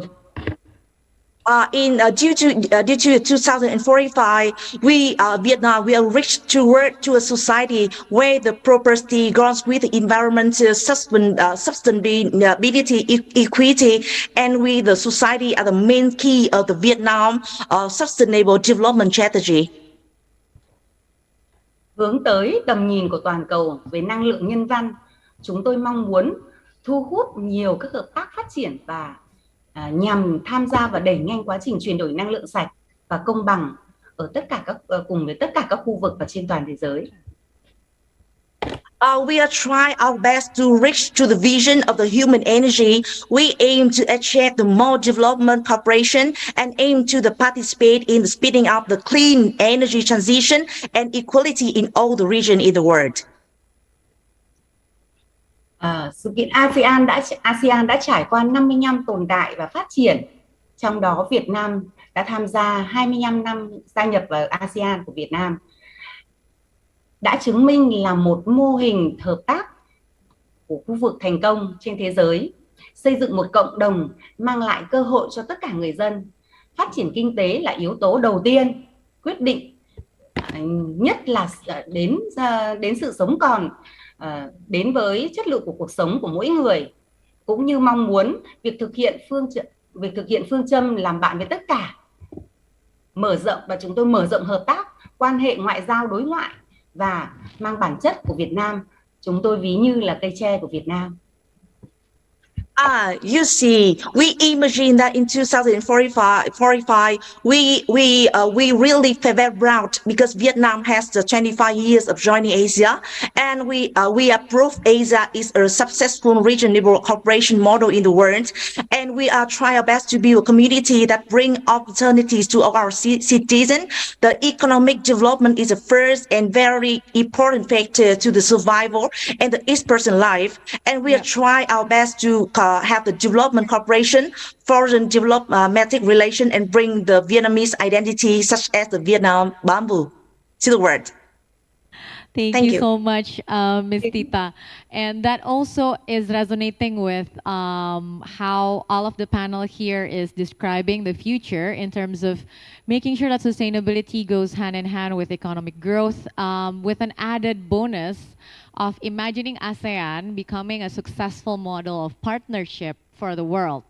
Now, I'd like to invite Ryan to share a little bit of a different perspective, imagining 2045, how it looks like in terms of ASEAN as an ecosystem and its position globally. But also, I've been informed that Ryan will actually bridge us into the reality of today. He has prepared a presentation that will ground the issue of today's discussion in terms of describing how is it that the sectors is currently doing and how biofuel is being positioned in today's economy. So I'd like you to bridge those two topics, Ryan, if you please. So imagine first and then bring us back to reality. The time and floor is yours. Okay, well, firstly, thank you to the chairmanship for having me. I hope you can all hear me loud and clearly. In terms of answering the first question that you put forward, in terms of what key components of economic development we might observe going forward, I'm actually in Australia, not in the US, sorry, Bugita.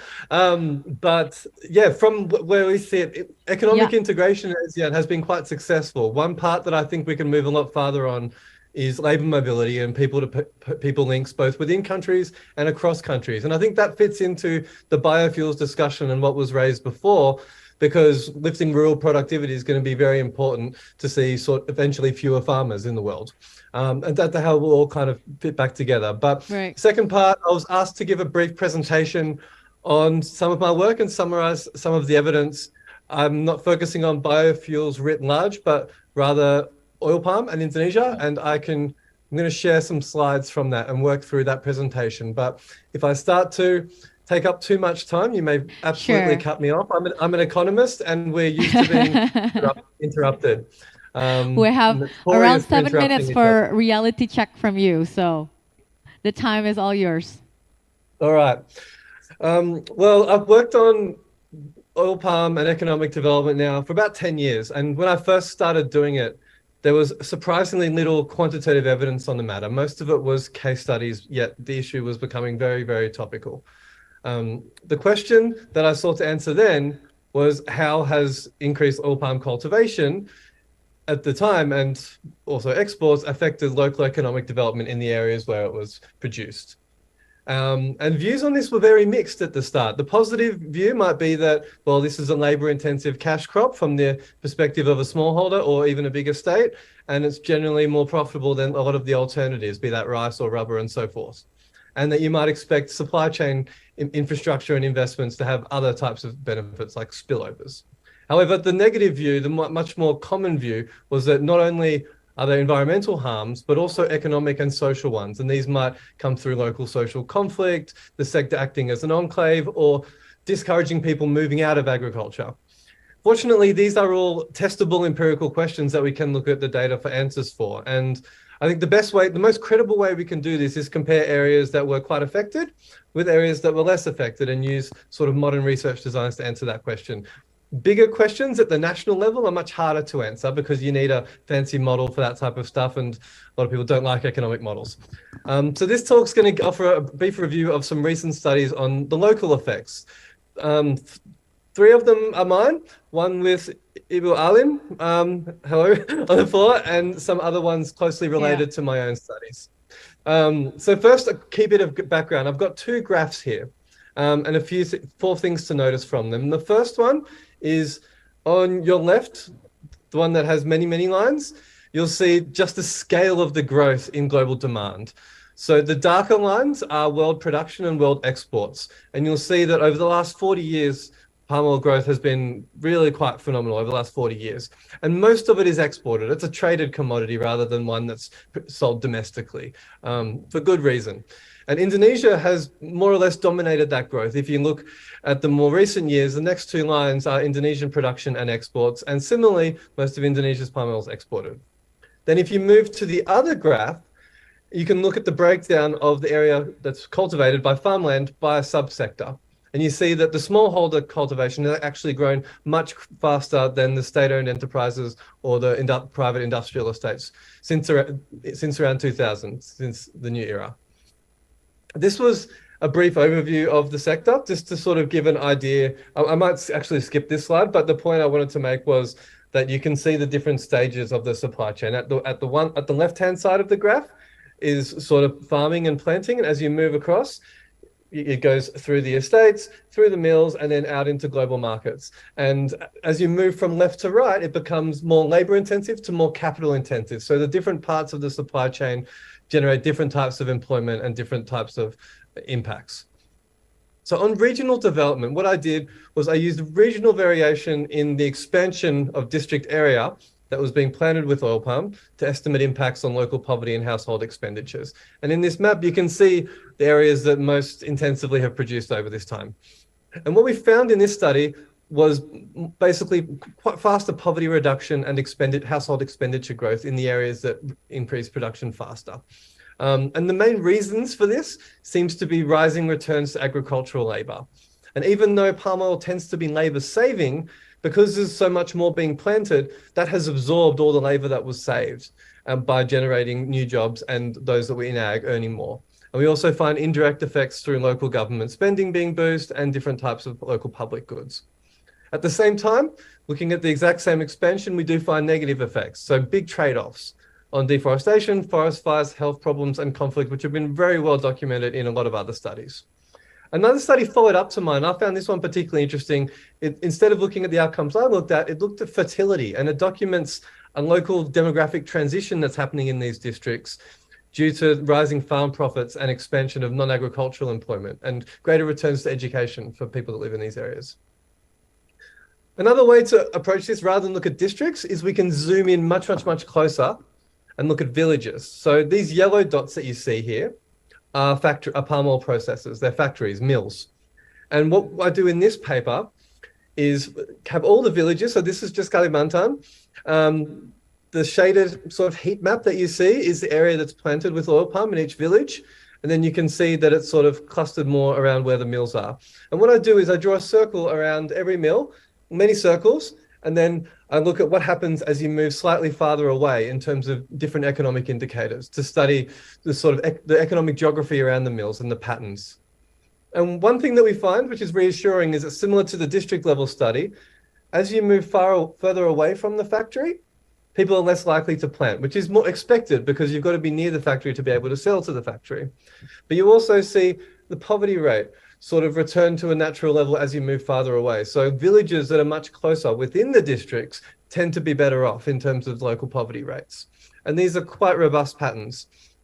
But the main contribution of this paper is actually what happens when you go and build a factory in an area that otherwise doesn't have that much capital or economic activity. And what we find is basically the birth of small towns, what's known in other papers as proto-urbanization. So here you see the village population near the mills and what happens after they've come, and the presence of other businesses and firms. And again, they're highly clustered sort of around the factories.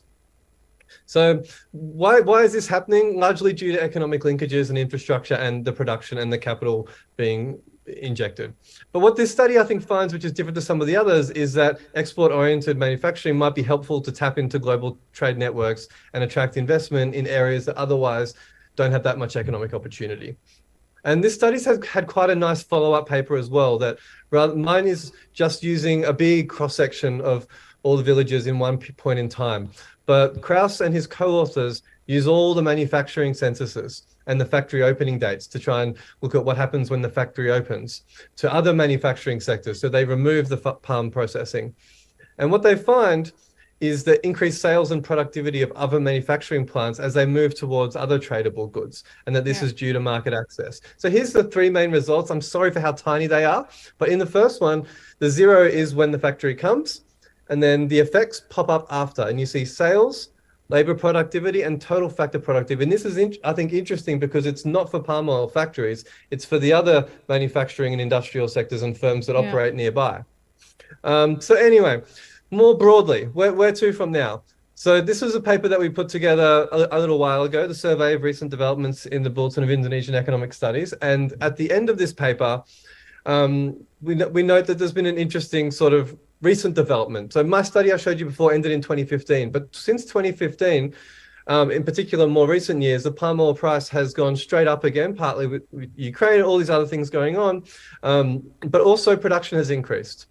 At the same time, if you look at the satellite data on tree cover change, we've had quite a big decline in tree cover loss, which potentially could be a decoupling. I think more investigation is needed on this matter, but it could mean an important transition for the sector that would mean sort of moving away from the type of trade-offs that we've seen so far. So where to from here? In the past, we find that access to land was really a central factor that was driving the sector's growth and important in explaining a lot of the development effects. The areas that did have more land expansion did have more economic impacts. Take from that what you will. So how do you maximize the gains going forward while minimizing these costs? Well, I'll have 4 points. I would suggest focusing on what farmland is there already, so the inefficiencies that are already in place, in particular, maintaining and increasing smallholder inclusion. I say that broadly defined, so not just on the farm, not just access to planting technology, but how they're engaging in the supply chain, being certified, aggregating prices, they get everything. Yeah. But in particular, there's a lot of yield gaps across the sector and within the sector and across space. And the National Replanting Program is obviously one way to address this, and seed technologies is an area where I think we could also move a lot farther and a lot faster. And finally, with all that moving, one thing that we could see more of that we haven't in the past, of course, is broader structural change, a movement towards high value services and other things, but this will require people leaving the farm and smaller farms being able to turn into bigger farms and so forth, which then speaks to sort of land markets and some of these other more difficult reform issues. And that's all I have. So thanks Thank you for so not much. cutting me off. You're in a helpful. 30 seconds mark, so good job. Thank you so much for this insightful reality check. And from what Ryan have described, a lot to do with how we then focus on value-added industry, looking at the land that we already have, the farm that we already have, and build more value-added product to include also smallholders ownership. So I'd like to first move to Pak Darto on the second question, because it was mentioned how by Ryan's presentation, how actually having factories in and surrounding an area actually builds resilience towards villages and towards the smallholders themselves, and also might actually reduce poverty in a significant way. Is this the experience that SPKS currently face? What is the current condition when it comes to actually smallholders in the supply chain and their position in terms of biofuel, more specifically? Thank you, Bugita. The first is we just produce our product only on the fresh fruit ones, not for biofuel. We don't know also where our product goes, to biofuels or many markets. So I think is the first point of smallholders farmers. Many farmers in local level, they expect to a biofuel industry, they have to meet them. They have to meet smallholders cooperative who produce sustainable product. I think, for the example, our members in West Kalimantan, they are protecting their forest. They produce sustainable production through RSPO, through ISPO. But their condition now, they are selling their product to middlemen. And the price is very low. Even though they produce sustainable product and they implement good agriculture practices. They implement no deforestation free. But in the reality, they always selling their product to middlemen and they are getting low price. And I think the vision of the farmers, how to change this situation, how to meet biofuel industry, and we have a roadmap, not in 2045, in 2030. We have mission to produce biofuel, and not only biofuel, cooking oil also, and we have to more engage with the national budget like CPO fund budget and cooperative ministry budget or by village ministry budget to support the farmers in the local level to strengthen the smallholders cooperative and sustainable practices. And then they need also access to finance through CPO fund and another institution finance. So indeed, the reality right now, what you're saying is that FFB is the majority of the product that smallholders are currently producing, but in your plan in 2050, smallholders will be the one that are producing cooking oil and also biofuel. Yes. But for that, you require funding support both from public source and other source. So because we do have in the panel somebody that actually focuses on technology and innovation, and what Pak Darto is saying as well as what Ryan is saying is actually technology can become this breakthrough silver bullet almost. So I'd like to move to Malaysia's experience and how, whether the study that was presented resonate with you and whether the roadmap that was described by Pak Darto, because you're saying also smallholders is one of the key focus for Malaysia's future, also resonate with your plan. It resonates very much. I think the Malaysian story, particularly for smallholders and oil palm, the best case study that the world has seen in terms of farmers cooperative and smallholders is the FELDA scheme. Over 350,000 smallholders form a part of the FELDA scheme. And if you travel around Malaysia, you see a distinct difference in the rural areas where you have more FELDA farmers. So this is probably the second or third generation of FELDA farmers, and you can see that they have really increased their income potential, particularly with the increase in palm prices, which is very much supported by the biodiesel program of both Indonesia and Malaysia, because it provides a much higher floor price for crude palm oil, and therefore FFB that goes to the smallholders. In terms of Malaysia and looking at the way the world is moving towards sustainable production of palm, we cannot ignore smallholders. While it is a challenge, 40% of the output comes from smallholders. So there are a number of technology solutions now being made available to include smallholders to be more visible and transparent in a supply chain. And I think the point that was raised, how do we ensure that smallholders get a fair share of their contribution in the value chain? It's unfortunate that they do not get today as much as they should potentially get. And one of the ways this can be solved is through increased transparency. If we can prove that they are producing sustainable crop and their contribution can be quantified towards the production of end products, whether it is biodiesel or whether it is cooking oil or any other product derivative from palm. So I think in Malaysia, we are definitely, so we have organized smallholders and independent smallholders. And the more difficult ones are independent smallholders.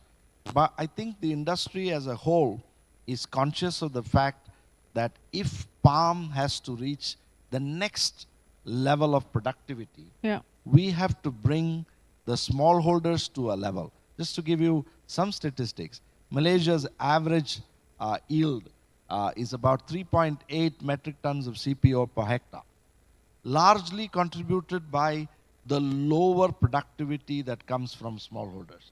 Not because they are not capable of producing, they need to be provided with the right tools, agricultural tools, machinery, training, fertilizers at the right price, and be incentivized to get a higher income for their crop. I think the biodiesel industry or biofuel industry can significantly help smallholders in this area. You mentioned the word incentives as well, and I'd like to maybe push a bit on that. So when it comes to actually increasing yield and productivity and actually include supply chain, smallholders into the supply chain, what type of incentives do you think are visible from the biodiesel industry? Is it strictly on the tools and the machineries, or are there others that we might explore? I think the most significant contribution the biodiesel industry makes to smallholders, as I mentioned, is the fact that it mops up a lot of surplus stock in the market, pushing prices up. So the best way to help a smallholder is to give them a higher realization for FFB. I mean, that's where the most significant impact is. However, what is lacking in today's supply chain for the palm ecosystem is that because smallholders lack visibility in the supply chain, there is no mechanism. I don't have the time, but can discuss in private. You know, there are technology solutions available where tokens can be allocated to smallholders through blockchain systems, ensuring their exact contribution.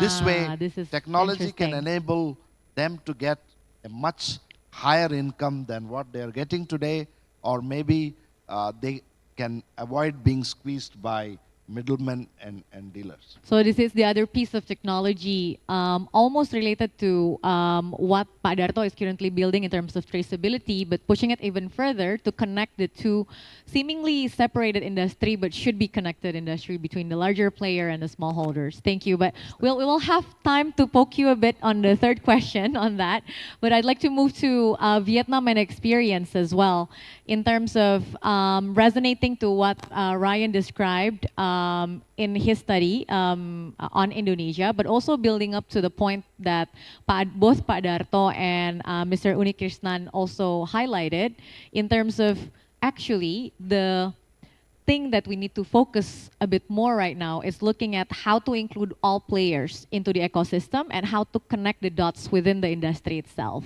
Any response on that, Ms. Tita? Câu số 2 chị ơi. Cảm ơn bà. Như về vai trò của nhiên liệu sinh học đối với nước ASEAN và hiện trạng của Việt Nam chúng tôi, như các bạn đã biết, sự phát triển về nhiên liệu sinh học về thế hệ thứ nhất như là củ cải đường, dầu cọ và hạt cải dầu. Còn thế hệ thứ hai nên là gỗ như rơm rạ và rác thải. Về thế hệ thứ ba như rong biển, tảo và bi tảo. Về thế hệ thứ tư tới đây là đột phá những cái công nghệ như chuyển hóa về quang năng thành nhiên liệu và khí thải thành nhiên liệu và các loại tảo thành diesel, dầu. Có thể thấy rằng cái khí hậu nhiệt đới của Việt Nam chúng tôi tương đối là ôn hòa. Đây cũng là một điều kiện thuận lợi cho sự phát triển của ngành nông nghiệp. Trong đó tiềm năng để phát triển nhiên liệu sinh học do sở hữu một lượng do sở hữu một lượng lớn đất trồng và nguồn tài nguyên sinh vật phong phú, Đối với Việt Nam hiện nay nông nghiệp là ngành được coi như là một trụ cột của nền kinh tế của Việt Nam. Ngành nông nghiệp đã tạo ra nhiều cơ hội việc làm cũng như là nâng cao chất lượng cuộc sống của những nông dân, thúc đẩy ổn định xã hội. Hiện nông sản của Việt Nam chúng tôi đã xuất khẩu sang hơn 180 quốc gia, những vùng lãnh thổ. Trong đó thị trường lớn nhất là thị trường Trung Quốc, Hoa Kỳ và Liên minh châu Âu, ASEAN và Nhật Bản. Vai trò chủ đạo của nhiên liệu sinh học đối với Việt Nam của hiện nay của Việt Nam chúng tôi, Việt Nam có tiềm năng lớn và phát triển cũng như là về nhiên liệu sinh học. Nông nghiệp và ngành công nghiệp thực phẩm của Việt Nam cũng đã tạo ra một lượng lớn chất thải hữu cơ liệu sinh học. Nông nghiệp và ngành công nghiệp thực phẩm của Việt Nam cũng tạo ra một lượng lớn về chất thải hữu cơ có thể được sử dụng để sản xuất nhiên liệu sinh học. Việt Nam có khí hậu thuận lợi để phát triển cho năng lượng mặt trời, sản xuất để nhiên liệu sinh học. Việt Nam có khí hậu thuận lợi như năng lượng mặt trời phong phú và cũng cung cấp cho một việc sản xuất nhiên liệu sinh học từ các nguồn năng lượng tái tạo như cây trồng và rừng và rong biển và chất thải hữu cơ. Với vai trò của năng lượng sinh học cũng được coi như góp một phần trong trụ cột chính và đóng góp cho sự phát triển kinh tế và chuyển đổi năng lượng. Một số các kịch bản của Việt Nam chúng tôi là hiện nay đang đầu tư vào tảo và nhiều các cái cây nông nghiệp. Chúng tôi cũng đang xây dựng và phát triển phần này. Khi có thời gian thì chúng tôi chia sẻ thêm. Cảm ơn. Yes, I will share some information Mr. Thi Nguyễn just shared with all of us about the biofuel in Vietnam. And you see, in Vietnam, we also have the four generation in Vietnam relating to the biofuel. The first generation relate to the crop, sugar beet, palm oil. Second generation about the wood fibers. The third generation relating to the sea. And especially in Vietnam, we also have the many breakthrough relating to technology, converting from the optical power into the fuel, emulsion gas in the fuel. And Mr. Thi Nguyễn just also want to share us about the tropical climate in Vietnam. It's a very great condition for the development of the agricultural industry. And she also introduced about the potential for the fuel development in Vietnam because we have the large amount of the agricultural land and rich the biological resources. And today, within Vietnam, agriculture is also the economic pillar of Vietnam. And now the Vietnam agriculture produce also export to more than 180 countries and many largest market of China, United States, European Union, and ASEAN Japan. And today she also wants to share us about the key role of the biofuel for Vietnam for today. We also have the great potential to develop the biofuel because you see in Vietnam we have the agricultural, the food industry, and we have the large amounts of the organic waste. And the scenario in Vietnam, we also consider to be the contribution to the main pillar. And in Vietnam now, we also have many projects relating to the energy transition, such as the palm pool, many things. And she hopes that one time we have more time to share with all of us. Thank you. Thank you so much. In terms of connecting the large potential of agriculture with a larger market shares for Vietnam as well, and the position for biofuel as the future, one of the future economic sector that is expected to help Vietnam rise. And we'll get back to you as well. Hopefully after this, Ms. Tita can also share a bit about the ASEAN perspective on the ecosystem. But I'd like to move to Ms. Alin, coming from the Indonesian perspective as well, and looking at the data that was presented and your research being quoted as well in the presentation. Would like to ask you to respond a bit as well, and connecting it to the current reality and where biofuel sits in, but also the future that you were describing in terms of what is written in our long-term development plan and the implementation strategy. Where does biofuel sits in? A lot of things has been mentioned since the first panel. Yeah. But I think now I would like to emphasize several critical points regarding to biofuel. First is regarding the feedstock of biofuel. We have to securing the feedstock and we have to increase the productivity of to meet the future demand. And then the second one, diversify the feedstock. So we cannot rely only on palm oil, even though we know now the capacity is still under capacity for the mills. But I think we have to see few other commodities because we don't want to put our money just in one basket. And then the next is we have challenge how to improve the credibility of biofuel because we see the trends of the market now move to the green or sustainable supply chain. We know the development in the European Union with the EU RED2, UDR and other things. So we want to, if we want to tap to the world market, even China thinking about this also, and we need also Indonesia and also ASEAN as region how to change the world's view on the biofuel to ensure the whole supply chain is clear from deforestation and other harmful impact. And also, I think replanting program is very important. And in Indonesia, we have a quite huge challenge where the target is still far from the actual, And maybe the last one is we need to know our limits in the sense that in the past we heard about, okay, we want to move to B40, B50, even someone said B100. So we have to know our limits, how to put that in our energy roadmap, and also within ASEAN also we have to discuss. And one of the challenge also is how to harmonize biofuel with EV. Okay. With EV, I think we can. This is one of discussion point in the ASEAN, and in domestic in Indonesia, we need to discuss also, or we need to think how to distribute incentive equally through this upstream and downstream. Downstream, yeah. You mentioned an important point which relates to the next part of our segment, which is if we want to actually secure market access, then there's no other option than going sustainable. If I can ask you to share your perspective, what would be the critical tools that Indonesia would need in order to make sure that our pathway for developing the biofuel would fit into what the market would require now and in the future? Yeah, it needs the work from many stakeholders. Okay.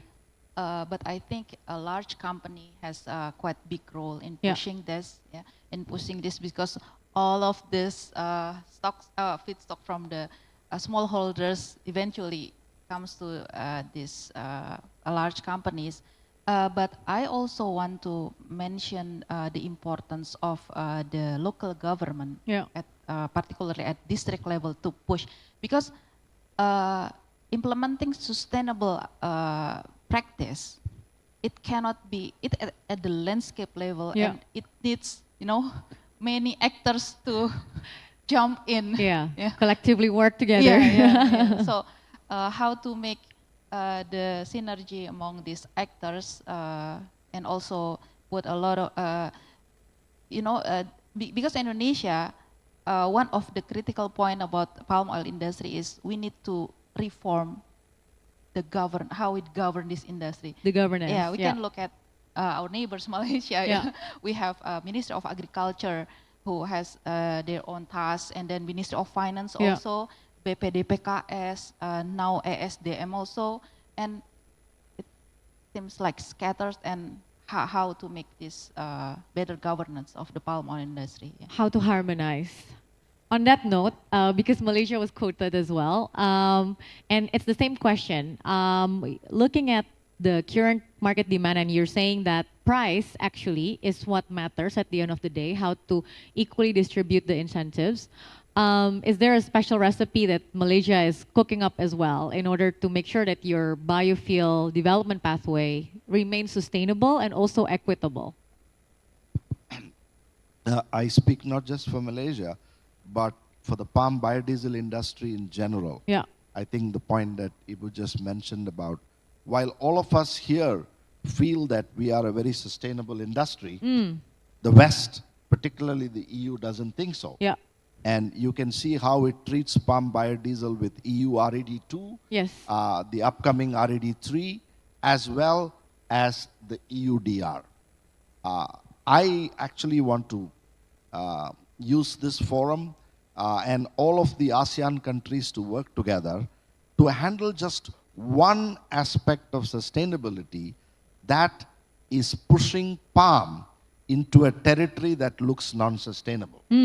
And that is not the way we calculate greenhouse gas emission reduction today. Yeah. When we capture methane in mills, our own life cycle analysis shows we reduce greenhouse gas emissions by almost 70 to 74%. Yes, correct. But that's not quite respected by the EU. And the only reason is because of 4 letters, ILUC. See, yeah. Indirect land use change, there is no global consensus. I'd strongly urge the entire ASEAN forum, all of us, to put our heads together to prove that truly factoring ILUC, even in the palm biofuel supply chain, we come out on top. And if we can do that, I don't think there is a more productive crop or a more sustainable crop for producing biofuels. So I look, yeah, you can clap. People are hesitating to clap. So I look, that's very clear message. I'd like to open up the opportunity for Pak Darto to maybe respond on that. If the factor is actually to make sure that there's no indirect land use change that can actually be traced back to palm oil industry, and you're saying that, in fact, smallholders are right now protecting the forest and doing high carbon stock examples, set up an example for the world. What do you think about that? Do we have a chance to actually remove deforestation and remove indirect land use change completely from palm oil supply chain? We know that many industry who produce biofuel, for example, B30 program in Indonesia, they committed for no deforestation and also sustainability. All of them, they are also member of RSPO, and also of them also member of ISPO. And RSPO commit for sustainability practices, and for example, especially for farmers, empowering, fair price, fair partnership, no conflict, no exploitation, no deforestation. We know that there is no partnership on the biofuels program in Indonesia. This is the problem. And we don't know where our product who selling to biofuels, cooking oil, or to export. I think the many farmers who organize on the cooperative and how industry on the biofuel program in Indonesia and ASEAN level, engage the farmers who organize on the cooperative or village-owned enterprise who produce sustainable practices at the village level.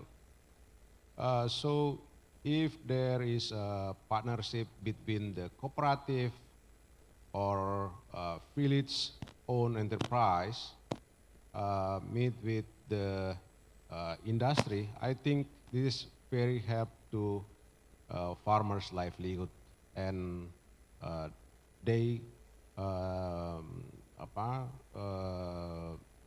have added value of their business. So with that note, in terms of, again, going back to what was suggested in the second question by Mr. Oni Krishnan, how do we then connect to make sure that smallholders know exactly where they're selling, and then they can actually participate and make sure that their impact can actually be recognized by the one who's selling. So hopefully that blockchain technology is also something that we look forward to. Thank you, Pak Darto.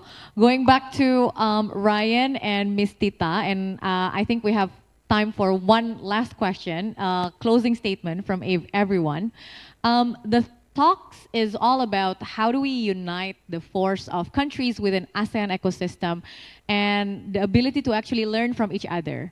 How Ms. Alin mentioned that in terms of governance, we can learn something from what Malaysia is currently practicing, in terms of what Pak Darto is currently doing, something to learn from smallholders in Vietnam. There's a talk about setting up this ASEAN biofuel network in order to connect all these dots. I'd like for your closing statement to recommend, if this is something that is needed indeed, what is it that the network should focus on? So I'd like to start from the screen actually and allow Ryan to kick us off with a recommendation as a closing statement. If we were to build an ASEAN biofuel network, what should the focus be on? I wasn't prepared for this question, but I'll take the easy answer and firstly say that I think this is mostly a matter for ASEAN citizens, so it's with great hesitation that I even suggest anything, since Australia is observer status, I believe.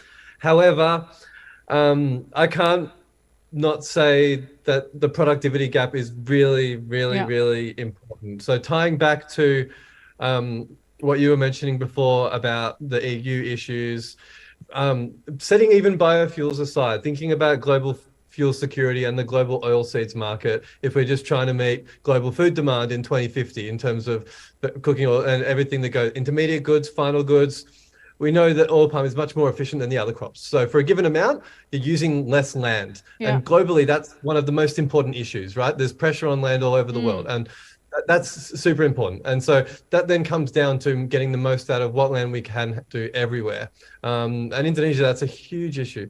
But there's a lot to be shared, like even with Malaysia, but then across in other neighboring ASEAN countries, but then using that to work together to have that discussion with elsewhere about that being important. Because I think, that's a global picture about what the optimal mix of global oilseed production is, and some that we produce at the moment, a lot of that we probably shouldn't, that we could free up that land for other things, and so forth. But productivity is one of the key focus. Thank you, Ryan. And I'd like to move to Mbak Alin. What would be your suggestion as a closing statement as well? Maybe we can, I don't know whether ASEAN already have this or not, but we can develop some kind of regional roadmap for biofuel, and after that maybe setting up some kind of common framework and like collective action. But firstly, maybe the roadmap and the common framework also has to be aligned with the national strategy. Thank you. This roadmap can encompasses a lot of the recommendation from today's speakers, actually. Thank you, Malin. Any thoughts from you, Pak Uni Krishnan? What would you recommend? First of all, I strongly support the formation of an ASEAN biofuel network. I have 3 specific recommendations for a network to look at. I believe these are burning issues which can solve a lot of common problems. The first one I propose is, because economics social impact, carbon neutrality, energy security, all are intertwined. One way of solving this is the implementation of a carbon tax mechanism, which we have recommended to Malaysia. The Malaysian cabinet has already taken it up. So we would have one benchmark that the whole of ASEAN can work in terms of an economic metric where we can handle all of these issues. The second, I re-emphasize, we have to solve ILUC. If we don't get the recognition that we need globally. The third and most important is, I believe we should diversify from liquid biofuels like biodiesel or bioethanol into the huge potential of biogas through a common gas grid, conversion into bio-CNG, and eventually to green hydrogen from methane are all possibilities that ASEAN can do, including the potential or comparative advantages each ASEAN country has got depending on the availability of their crop or biomass. Thank you very much. Thank you, very clear. Going back to Vietnam, to Ms. Tita, your recommendation if we were to build this network, how and what should it focus on? Xin mời chị Thiên Nguyễn ạ. Chị chia sẻ những cái giải pháp để có thể connection về ASEAN. Xin mời chị. Thank you, cảm ơn. Thưa các quý vị, về kịch bản và thành công cho ASEAN, các vấn đề liên quan đến các nước và chúng ta cùng giải quyết bằng những phương pháp nào và cần ra làm sao. Giảm phát thải, thứ nhất là giảm phát thải khí nhà kính, và các quốc gia ASEAN cần phải tập trung vào phát triển và thúc đẩy sử dụng nhiên liệu sinh học để giảm phát thải trong ngành năng lượng cũng như là giao thông và các ngành khác. Em dịch từng câu. Mr. Thiên Nguyễn just share about something to connect and to build the ASEAN community. And the first, she hoped that we can reducing the greenhouse gas emission. Cái thứ hai, bảo vệ môi trường và đa dạng sinh học cần phải đảm bảo bằng sự phát triển nhiên liệu sinh học và không gây tác động tiêu cực đến môi trường và đa dạng sinh học bằng cách thực hiện các biện pháp quản lý và phát triển bền vững. And the second thing she recommend about the protection of the environment and the biodiversity with the plan of all the ASEAN community. Thứ ba, về an ninh năng lượng và sự đa dạng hóa nguồn năng lượng, sử dụng nhiên liệu sinh học có thể giúp được các nước ASEAN giảm phụ thuộc vào nguồn năng lượng hóa thạch và đa dạng hóa nguồn năng lượng, đảm bảo an ninh năng lượng và cho khu vực. And she also recommend about the ASEAN country. We also focus on the energy security and the diversity of the energy sources. And it also can help ASEAN countries to reduce the dependence on the fossil energy resources. Cái thứ tư, phát triển nông nghiệp bền vững và nâng cao đời sống của nông dân. Sản xuất nhiên liệu sinh học có thể tạo ra được cơ hội để phát triển nông nghiệp bền vững và tăng thu nhập cho người nông dân, đồng thời giảm thiểu sự cạnh tranh và sử dụng đất cũng như là cho lương thực. And Vietnam is also the agricultural country, so she recommend about the sustainable the agricultural development and improvement of the farmers' lives. And we also use more the biofuel production can create more activities and for the agricultural development and increase about the farmers' income. Thứ sáu là phát triển, cái thứ năm, phát triển công nghệ và tạo việc làm, cần được đầu tư vào nghiên cứu, phát triển công nghệ và đào tạo để tạo ra cơ hội việc làm và nâng cao năng lực kỹ thuật cho người lao động trong lĩnh vực nghiên cứu về nhiên liệu sinh học. And she also hoped that we can cooperate the international in ASEAN, and all the countries in the ASEAN should work closely to share experience, knowledge, the resources, as well as promote the international cooperation by food development and conversion energy transition.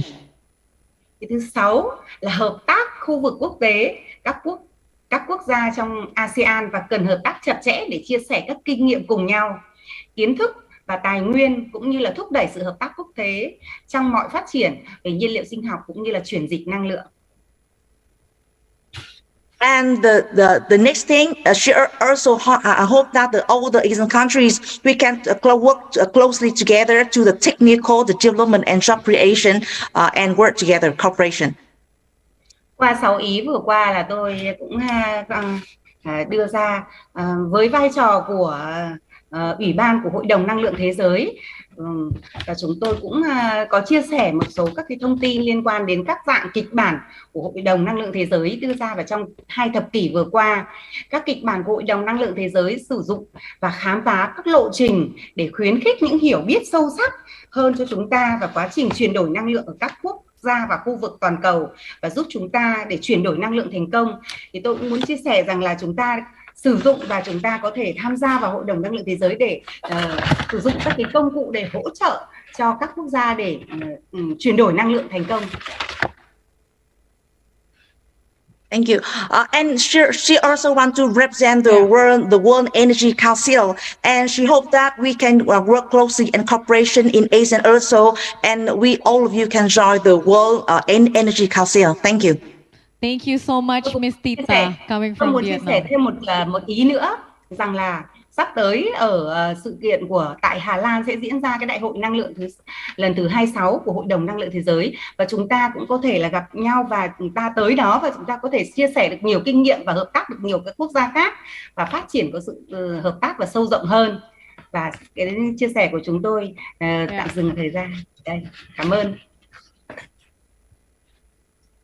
And the final thing, she wants to share about the information of the upcoming, the 26th World Energy Congress in the Netherlands, and hope to see all of you there. Thank you. Thank you for the invitation, and thank you so much for the message from Vietnam. Last but not least, the smallholders. Pak Darto, your recommendation for the network and your final statement. I agree for that initiative for connection on the ASEAN level. I have some recommendation for ASEAN. ASEAN have to meet smallholders cooperative to support sustainable product and technology support for farmers, and BUMDes, Badan Usaha Milik Desa, we call in Bahasa as feel its own enterprise. And the second is ASEAN have to facilitate farmers to meet the biofuel industry who protect the forest and implement the sustainable practices like ISPO and RSPO.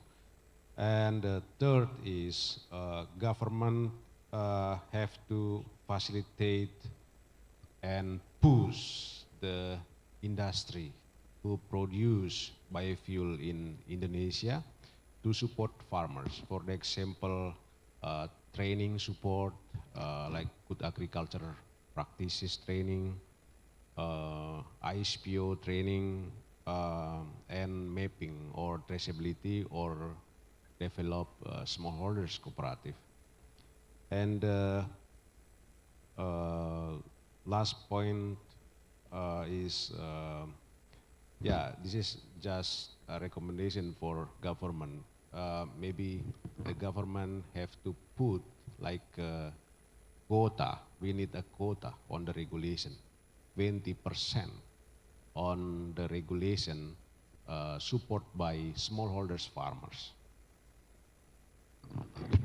Thank you so much. The trading quota for smallholders. With that, give round of applause again for all of the wonderful speakers, Dr. Alin, Mr. Unikrishnan, Pak Mantuetus Darto, Mr. Ryan, and Ms. Tita.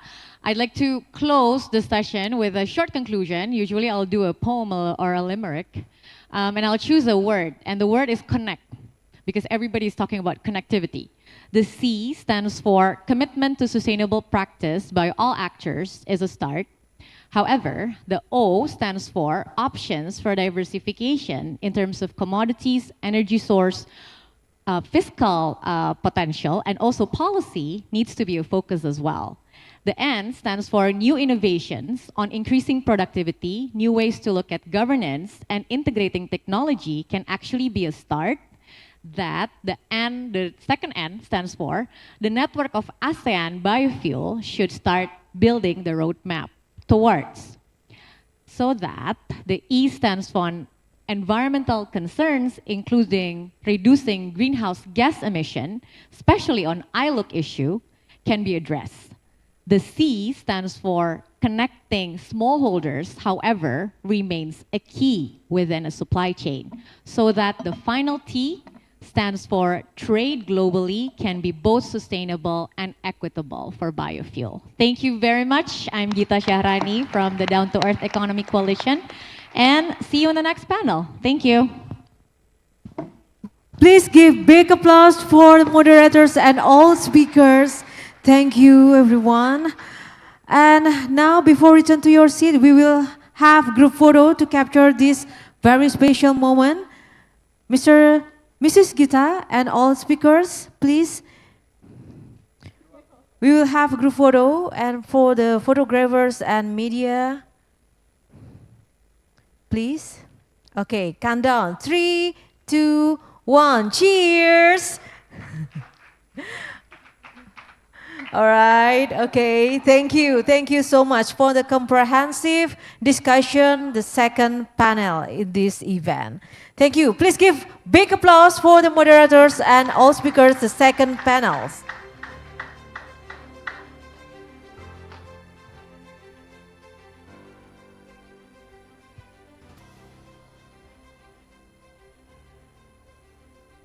Ladies and gentlemen, for the next third panel, the topic is about driving ASEAN's sustainable future, exploring the collaborative role of biofuels in energy development.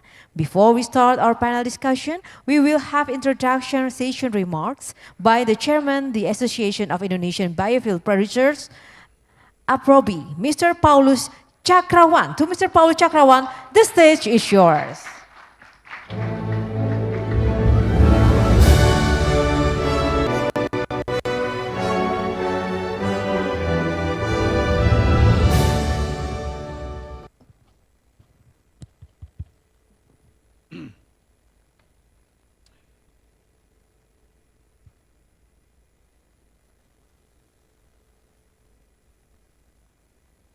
Here I saw the Ambassador Yuri, Pak Bustomi, maybe already left, Pak Gobel, and Pak Yuda, and also my colleagues, also Pak Fadil, and my colleagues from Malaysia, Unitan, the Director of MBA, Malaysian Biodiesel Association, and my colleague from Thailand, Kun Sunan, Thailand Biodiesel Producer Association, and all distinguished guests. Assalamualaikum warahmatullahi wabarakatuh. Thank you for inviting me to deliver the session introduction remarks, and appreciate Indonesian Palm Oil Strategic Studies, IPOSS, and collaboration with the Asian Center of Energy, ACE, and the Council of Palm Oil Production Countries, CBOPC, for organizing this forum. Ladies and gentlemen, as we are aware, bioenergy has been recognized as one of the solutions to lead the world into the energy transition toward the net zero emission. Asian member countries has been producing biofuel since 2005, and including Indonesia, Malaysia, and Philippines. Although the research and the development in biofuel in Asia began as early as in the 1980s. The development of biofuel is contingent on readiness of raw materials and existing regulation, which will vary in each countries.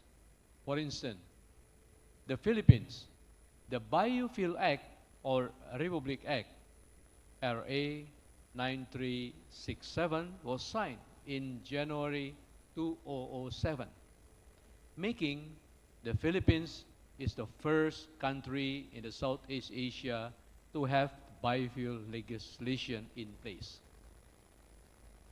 As 2022, the biodiesel consumption in the Philippines is about 0.25 million kiloliters. In Thailand, it's about 1.2 million kiloliters. In Malaysia, 0.9 million kiloliters. In Indonesia, 10 million kiloliters. Vietnam, Laos, Cambodia, Myanmar are still in the progress of development. However, the use of bioenergy, such as firewood, has been in practice in the world and Asia for centuries. In Indonesia, the use of 35 biodiesel blend is currently mandatory. Even the testing has been completed for B40. Additionally, Indonesia also developing palm-based gasoline. And then the bioethanol is already launched by state-owned company Pertamina recently. And 2 weeks ago, the final static test was conducted on Garuda, Indonesian airline, Garuda Indonesia, CFM 56-7 aircraft engine, which is planned and expected to undergo a flight test on August 17 this month, using J2.4 biofuel as fuel. Collaborative development has long been carried out among some countries, actually. I remember it was started in 2006, 2007 between Indonesia and MPOB at the time, Malaysia and Thailand. Even the third biodiesel, the 1, 2, 3, 4, right? The October, Unitan. The fourth biodiesel conference is planned and be held in Kuala Lumpur on October the 3rd and the 4th to 2023, where the producer, researcher, government official from Asian countries will be invited. Despite almost 20 years of biodiesel development in the Asian region, several challenges must be addressed, such as improving quality, pricing, feedstock, supply chains, recognition from the transportation industry, cooperation with all stakeholders, including the oil industry. Hence, this forum provides the excellent opportunity for us, Asian, to learn about the development of bioenergy, biodiesel from each member country. And it will be presented by experts from within and outside Asia. Also, we are facing the trade barrier, as mentioned by Pak Unitan. That's why, in conclusion, I hope this forum will lead to continued collaboration in various forms, starting from exchanging information, research partnership, and business cooperation to strengthen and enhance the role of sustainable bioenergy, biodiesel in the effort to transition to net zero emission energy target. Ladies and gentlemen, thank you and good afternoon. Thank you, Mr. Paulus Chakrawan, for the introduction session remarks.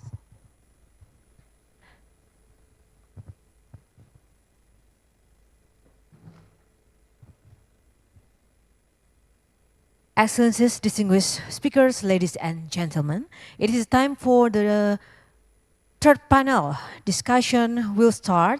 This session will be led by Mr. Rudy Gobel, Energy Policy Expert Associate at IPOS. Mr. Rudy Gobel is a Senior Policy Advisor at the Center for Policy Development in Australia, as well as the Coordinator for the Subsidies Reform Initiative at the Secretariat of the National Team for the Acceleration of Poverty Reduction office of the Vice President of the Republic of Indonesia. He co-leads the Energy Transition Policy Development Forum, a group of 6 international and national think tanks. He co-leads the Australia-Indonesia Energy Transition Policy Dialogue, and he heads the TNP2K initiative on household-based energy subsidy policy reform. Prior to his current role, Rudy held various roles in public and private sector for more than 26 years, including 18 years in senior management. And several important positions, including ministerial expert staff for the Indonesia's Ministry of Energy and Mineral Resources in 2015 and until 2016, senior advisor for the Indonesia Palm Oil Fund Management Agency (BPDPKS), senior advisor for the Jakarta Mass Rapid Transit (MRT), senior vice president at Indonesia Infrastructure Guarantee Fund, Corporate Secretary of Medco Downstream Indonesia. He has a master's degree in economics from the University of Indonesia and is a doctoral candidate in strategic policy from the University of Indonesia School of Strategic and Global Studies. Please welcome to Mr. Rudy Gobel. The stage is yours. Please give big applause.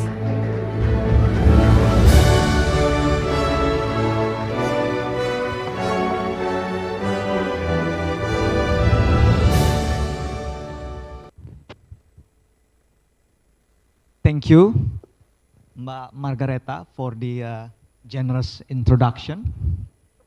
Thank you also for everyone who keeps staying. It's hard to stay for a very long discussions, serious discussions, and it is also a struggle to stay awake. But I believe that we are, in a nice hotel, and I think one of the nicest hotel in Jakarta and one of the newest. We have a good coffee out there, and then so you can refresh yourself. So we can at least have another round of sessions to discuss about the collaborations in the ASEAN biofuel development. We have 5 panelists in this session. 4 of the panelists will be joining me in person in this stage, and we have 1 panelist joining online. So before I start to invite all the panelists, the committee mandated me to read the discussion synopsis just to give introductions to everyone about the things that we are going to discuss. By promoting biofuels as a renewable energy alternative, ASEAN also fosters regional cooperations and collaboration. The exchange of knowledge, best practices, and technologies in biofuel production facilitates collective efforts towards achieving renewable energy targets. Through regional initiatives and partnerships, ASEAN countries can effectively harness the potential of biofuels and foster sustainable energy development, thereby propelling the region towards a greener and more prosperous future. In the first 2 sessions, we already discussed about the what,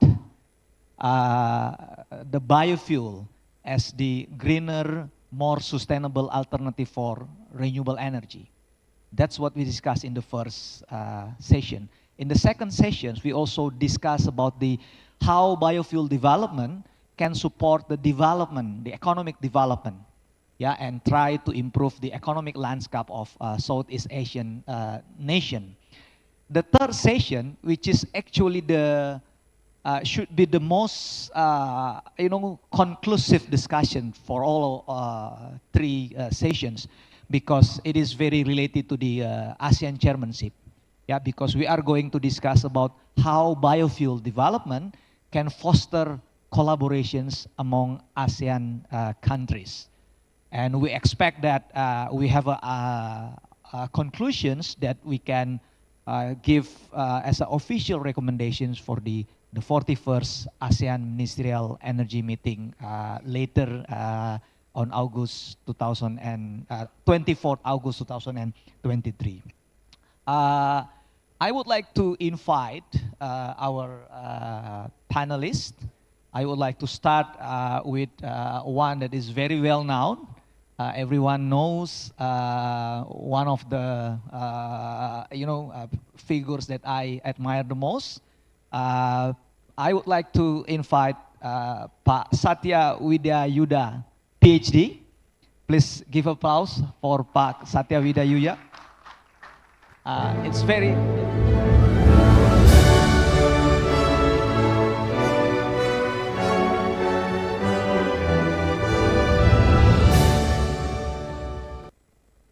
very difficult to introduce Pak Satya because he comes with so many features and so many experiences.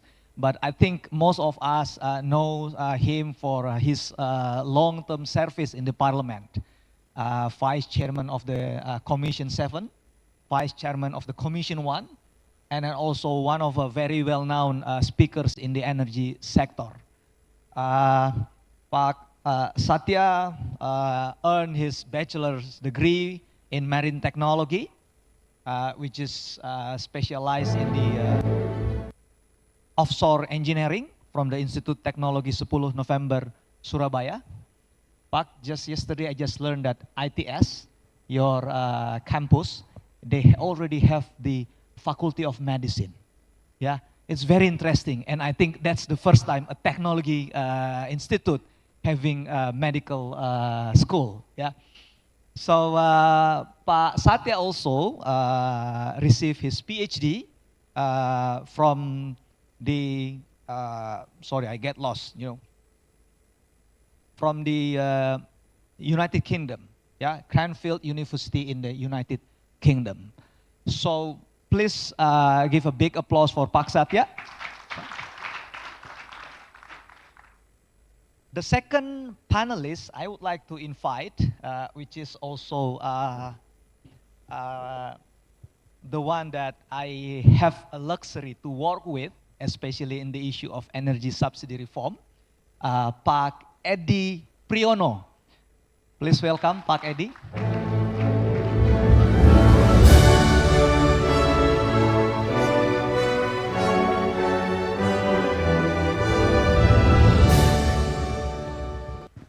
Pak Edi is currently the Deputy of Economic Affairs of the Chief of Presidential Staff. And Pak Edi has been working in some important policy changes and policy improvements. I just mentioned recently one of them is the reform in some subsidies. Ibu Mercy mentioned in the first sessions we talk about 520 trillion Indonesian rupiah of energy subsidy last year, 2022. Last year, when we become the president of G20, one of the most achievement that we have is that we can have the commitment of the so-called Just Energy Transition Partnership for $20 billion. But last year, the government spending $35 billion in 1 year alone for energy subsidy. So that's why, Pak Edi is working on that improvement of the policy.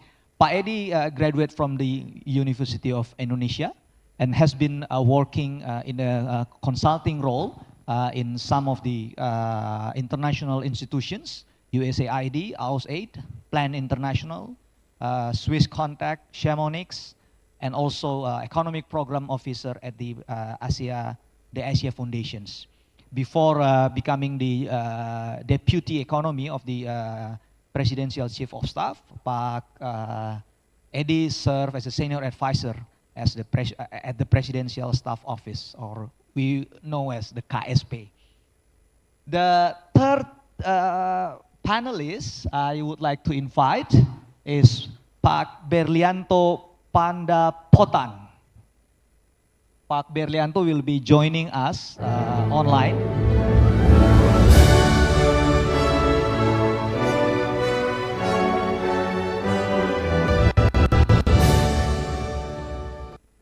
Pak Berlianto, can you hear us?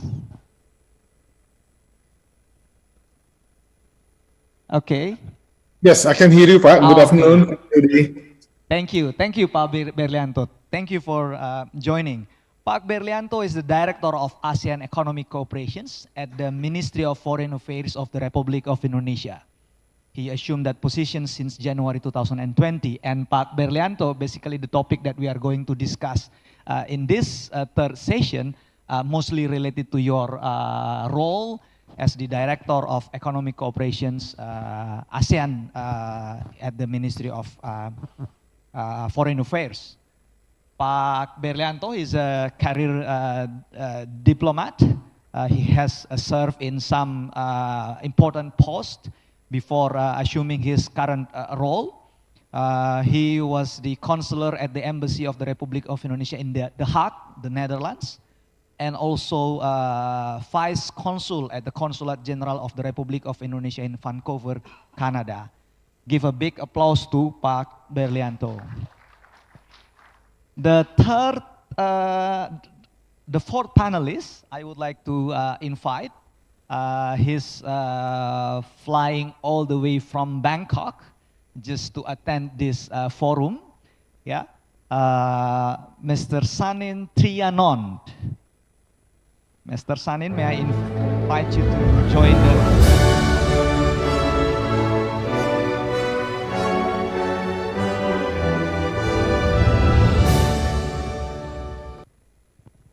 This is a very rare occasions when we have three chairmen of biofuel associations.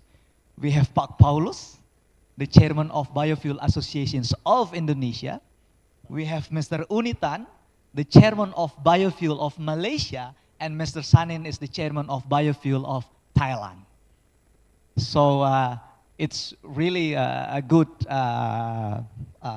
panel, I think. Yeah, Mr. Sanin graduate from chemical engineering from Chulalongkorn University, Thailand, and having his master's degree in engineering management from Duke University, USA. He is also a director at Patum Vegetable Oil Company Limited. And I already mentioned that he is also the chairman of Thai Biodiesel Producer Associations. And the last panelist, yeah, which is also a very close friend of mine, very well-known economist, working in some economics area, and also happens to be the one of the expert staff at the Vice President office. So I would like to invite Pak Fadil Hasan.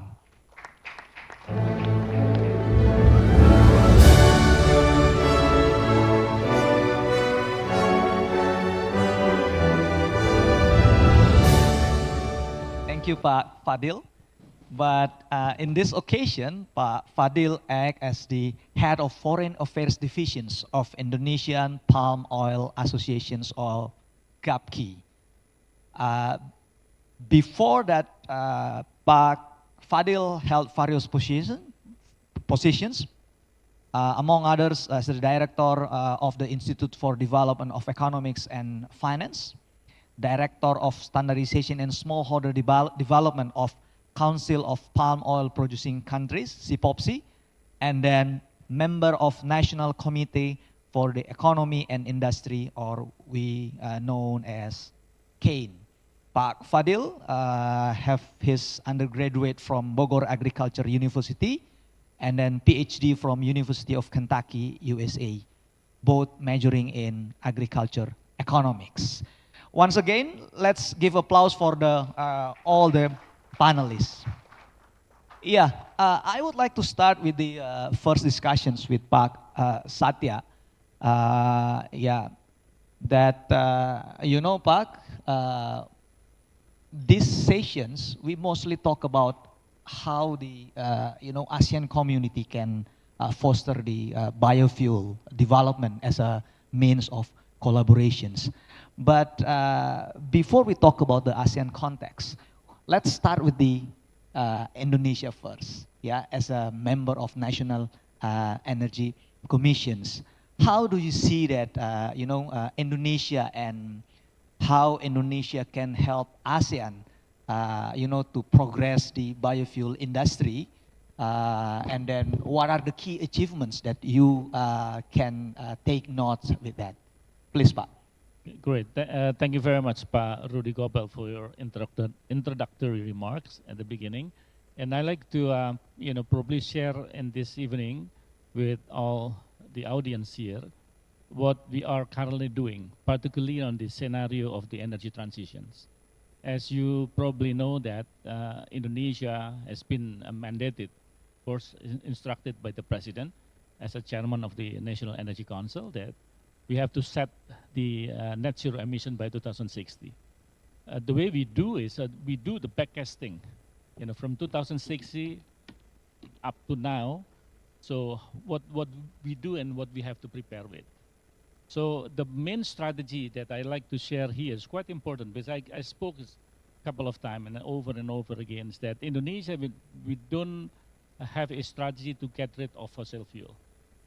Yeah, so it's quite clear that we like to decarbonize fossil because the main intentions of the net zero emission is basically how to reduce the emissions. And we already agreed across the ministry that Indonesia by 2030 like to reduce emission up to 446 million ton. And of course, this is with the international aid. So knowing that scenario, so at least something that I would like to share because of we are talking biofuel specifically in this forum, and how do we picture biofuel in this energy transition scenario? If I may, see from the scenario that I can read here, that we are going to, reach a peak demand for the biofuel in 2035 and up to 2050 is, around what I say here is around 24 million ton oil equivalent. This is by 2035. Yeah, even though we projected here is going to decline gradually. So in 2060, the number that shows here is around 17 million ton oil equivalent.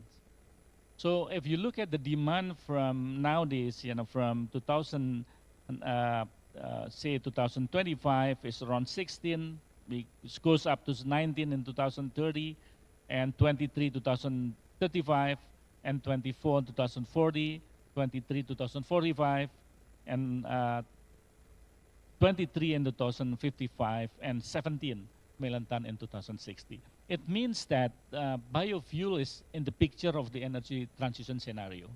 So that is quite important number, if I may say, because of we agree we don't get rid of fossil fuel. That is the key word. It means that the biofuels in the future is going to be the energy mix of the fossil fuel. So what we do here that, if we look at ASEAN, they have different mandate, of course, from individual countries like Vietnam, they are saying about 10% for the ethanol and also for biofuel. But Indonesia, as Paulus mentioned earlier, said, we aiming 40% by 2030. That is quite big numbers. And even on the power sectors, what we do now to decarbonize our coal fire plants, we do some of the co-firing. So this is also shows that how important biofuel in any sectors. Transportation, of course, we are discussing from morning, I believe. But from the industry side, like I just mentioned earlier, from the electricity, if you look at the final product of the energy,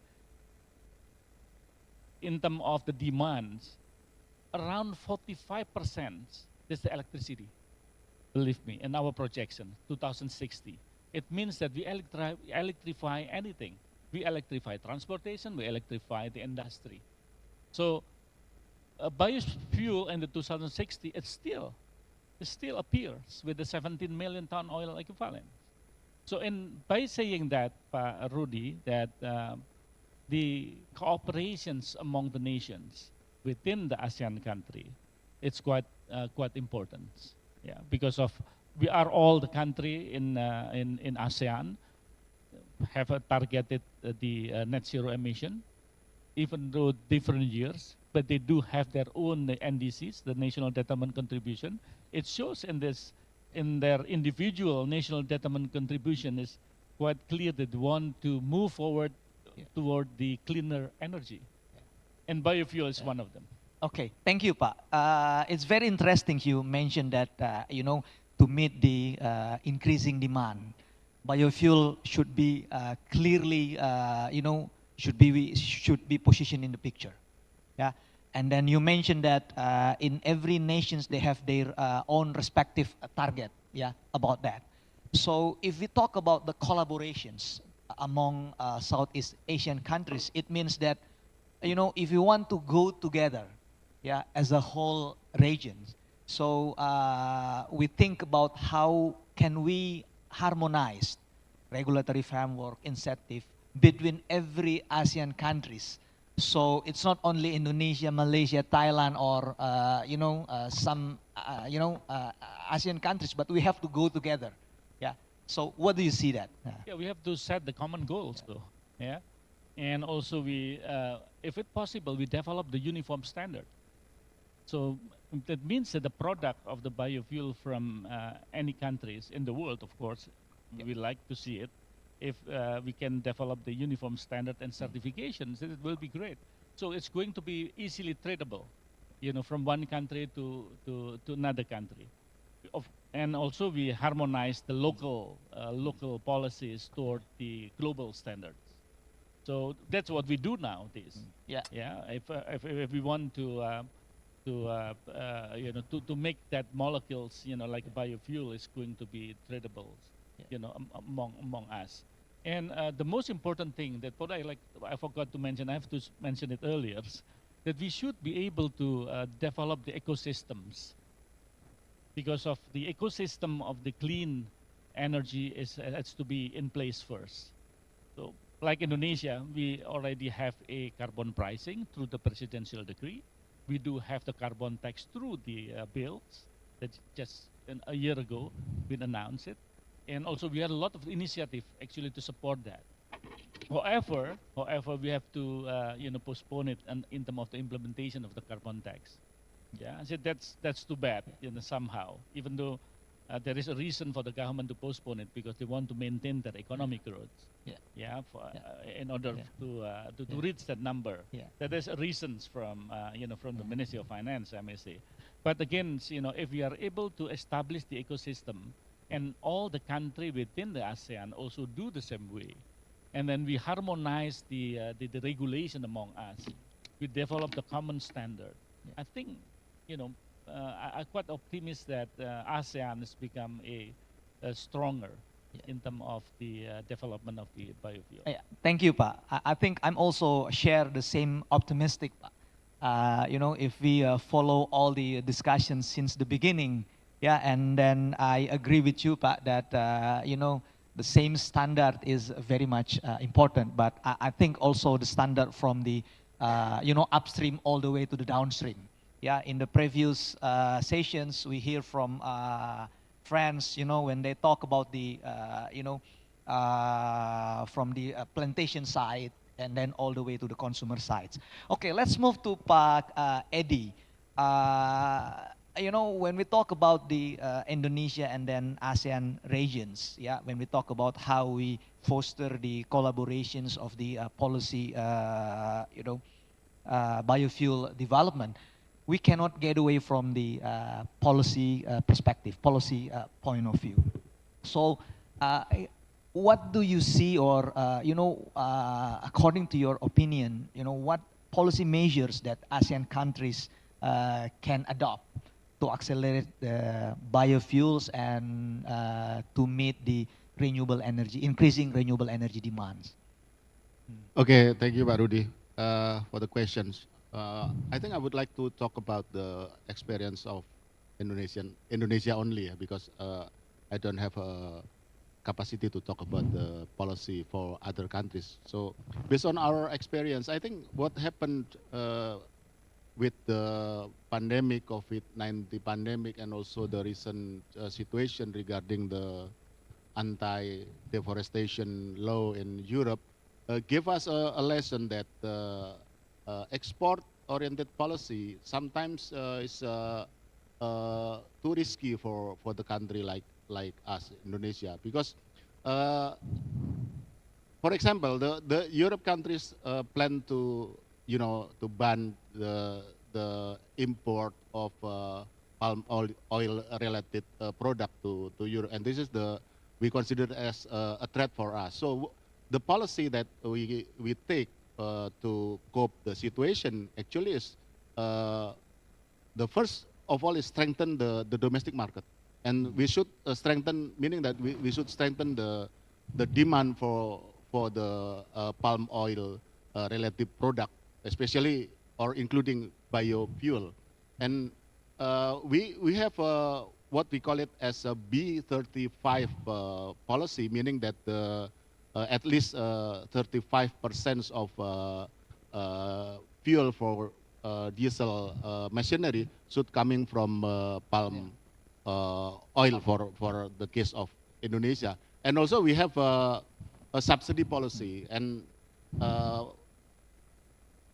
with the policy, currently the price of biofuel in Indonesia is the cheapest compared to other fuel, and this is the impact of the subsidy policy taken by the government of Indonesia. And the second side of the policy is on the supply side, of course, and the government, especially Mr. President, clearly give a direction that we would like to downstream the industry of including the palm oil industry, meaning that we don't want to be the producer or exporter of raw materials, including the early stage of production like crude palm oil anymore. And we want to be the producer or exporter of the more advanced product of the palm oil related. And also we have a policy on the market side, yeah. As mentioned by Pak Satya, we have regulation on the carbon trade and carbon tax. This is directly or indirectly related to the policy to increase the use of biofuel. And also we have a program, we have policy to support the farmer, because we have a challenge in Indonesia. One of the challenge for Indonesia currently related to palm oil is the productivity of the farmers, and this is related to the replanting and so on. And although we have some obstacle in the field, we would like to say that this is the policies taken by Indonesia to respond the past and also the current situation. Thank you, Pak. I have a follow-up questions, but since you mentioned mostly about Indonesia, and that would be, it would be good if we can have perspective from other countries. I would like to invite Mr. Sanin, yeah, for the same questions about from the policy point of view. Yeah, I understand that you represent the industry, you represent the biofuel producers, but the biofuel industry in your country, I think pretty much alike with the in Indonesia, that we need sort of like a policy to pull the whole industry so it can works more productive, yeah, and then giving more incentive for the industry to develop further the biofuel products. Can you explain from the Thailand side? Okay, thank you, Rudy, for the question. First of all, I guess I have to give you a little bit background of Thai palm oil industry. We are relatively very small as compared to Indonesia and Malaysia. This year, we expect to produce somewhere around 3.5 million tons of crude palm oil. So consider the volume, the production, it's very small. So most of the time, myself and also guys from the industry will look up the Malaysian and Indonesian as our big brothers actually, Okay. You know, but looking at the volume, probably I should have called you brothers. I should have called you like grandpas. A lot bigger. Well, so in Thailand, it's just like many countries in the world. Biofuels are driven by the government policy. In Thailand, as you heard in the first section, panel, we have bioethanol and biodiesel. I would like to discuss only about biodiesel. Well, we studying the biodiesel industry in 2005, 2006, around that time, and starting from B1 actually, and moving up to B5, B7, B10, and B20 as an option, not the mandatory, because the size of the market is pretty small, so it's kind of volatile, especially in terms of price. So it means the government has to well manage the stock level of crude palm oil good enough to make sure that everyone are happy, actually, like consumers, farmers, biodiesel producers, refineries, mills, and everyone. So they try to make it more sustainable. Just last year, they formed the committee called Crude Palm Oil Balancing Committee. So we basically meet up every week. That's the first, that's kind of new thing to the industry. Every morning of Thursday, actually tomorrow. Okay. But I have a good excuse not to join them tomorrow, right? Because I'm traveling. So every Thursday morning, we come down, sit and talk about the stock, the forecast of the market, forecast of the productivity from the plantation and everything, trying to manage the stock level in the country. And the one of the solution that our government has is the blending ratio of biodiesel as an adjustment factor. You know, whenever the stock is too high, we increase the blending ratio on the opposite side. So that's the way we're doing. And another new thing is because the level of the crude palm oil stock is very critical to the industry, so the government has the regulation to install the actually, how can I put this, like a level measurement at the storage tank for everyone, the mills, distributors, refineries, biodiesel producers. So now we have real-time stock level, like in every second. So every meeting we have, they just put up the level of the stock, and then we can discuss. So that's the way they're trying to manage the stock. But the question is how we foresee the supportive policy from the government for biodiesel.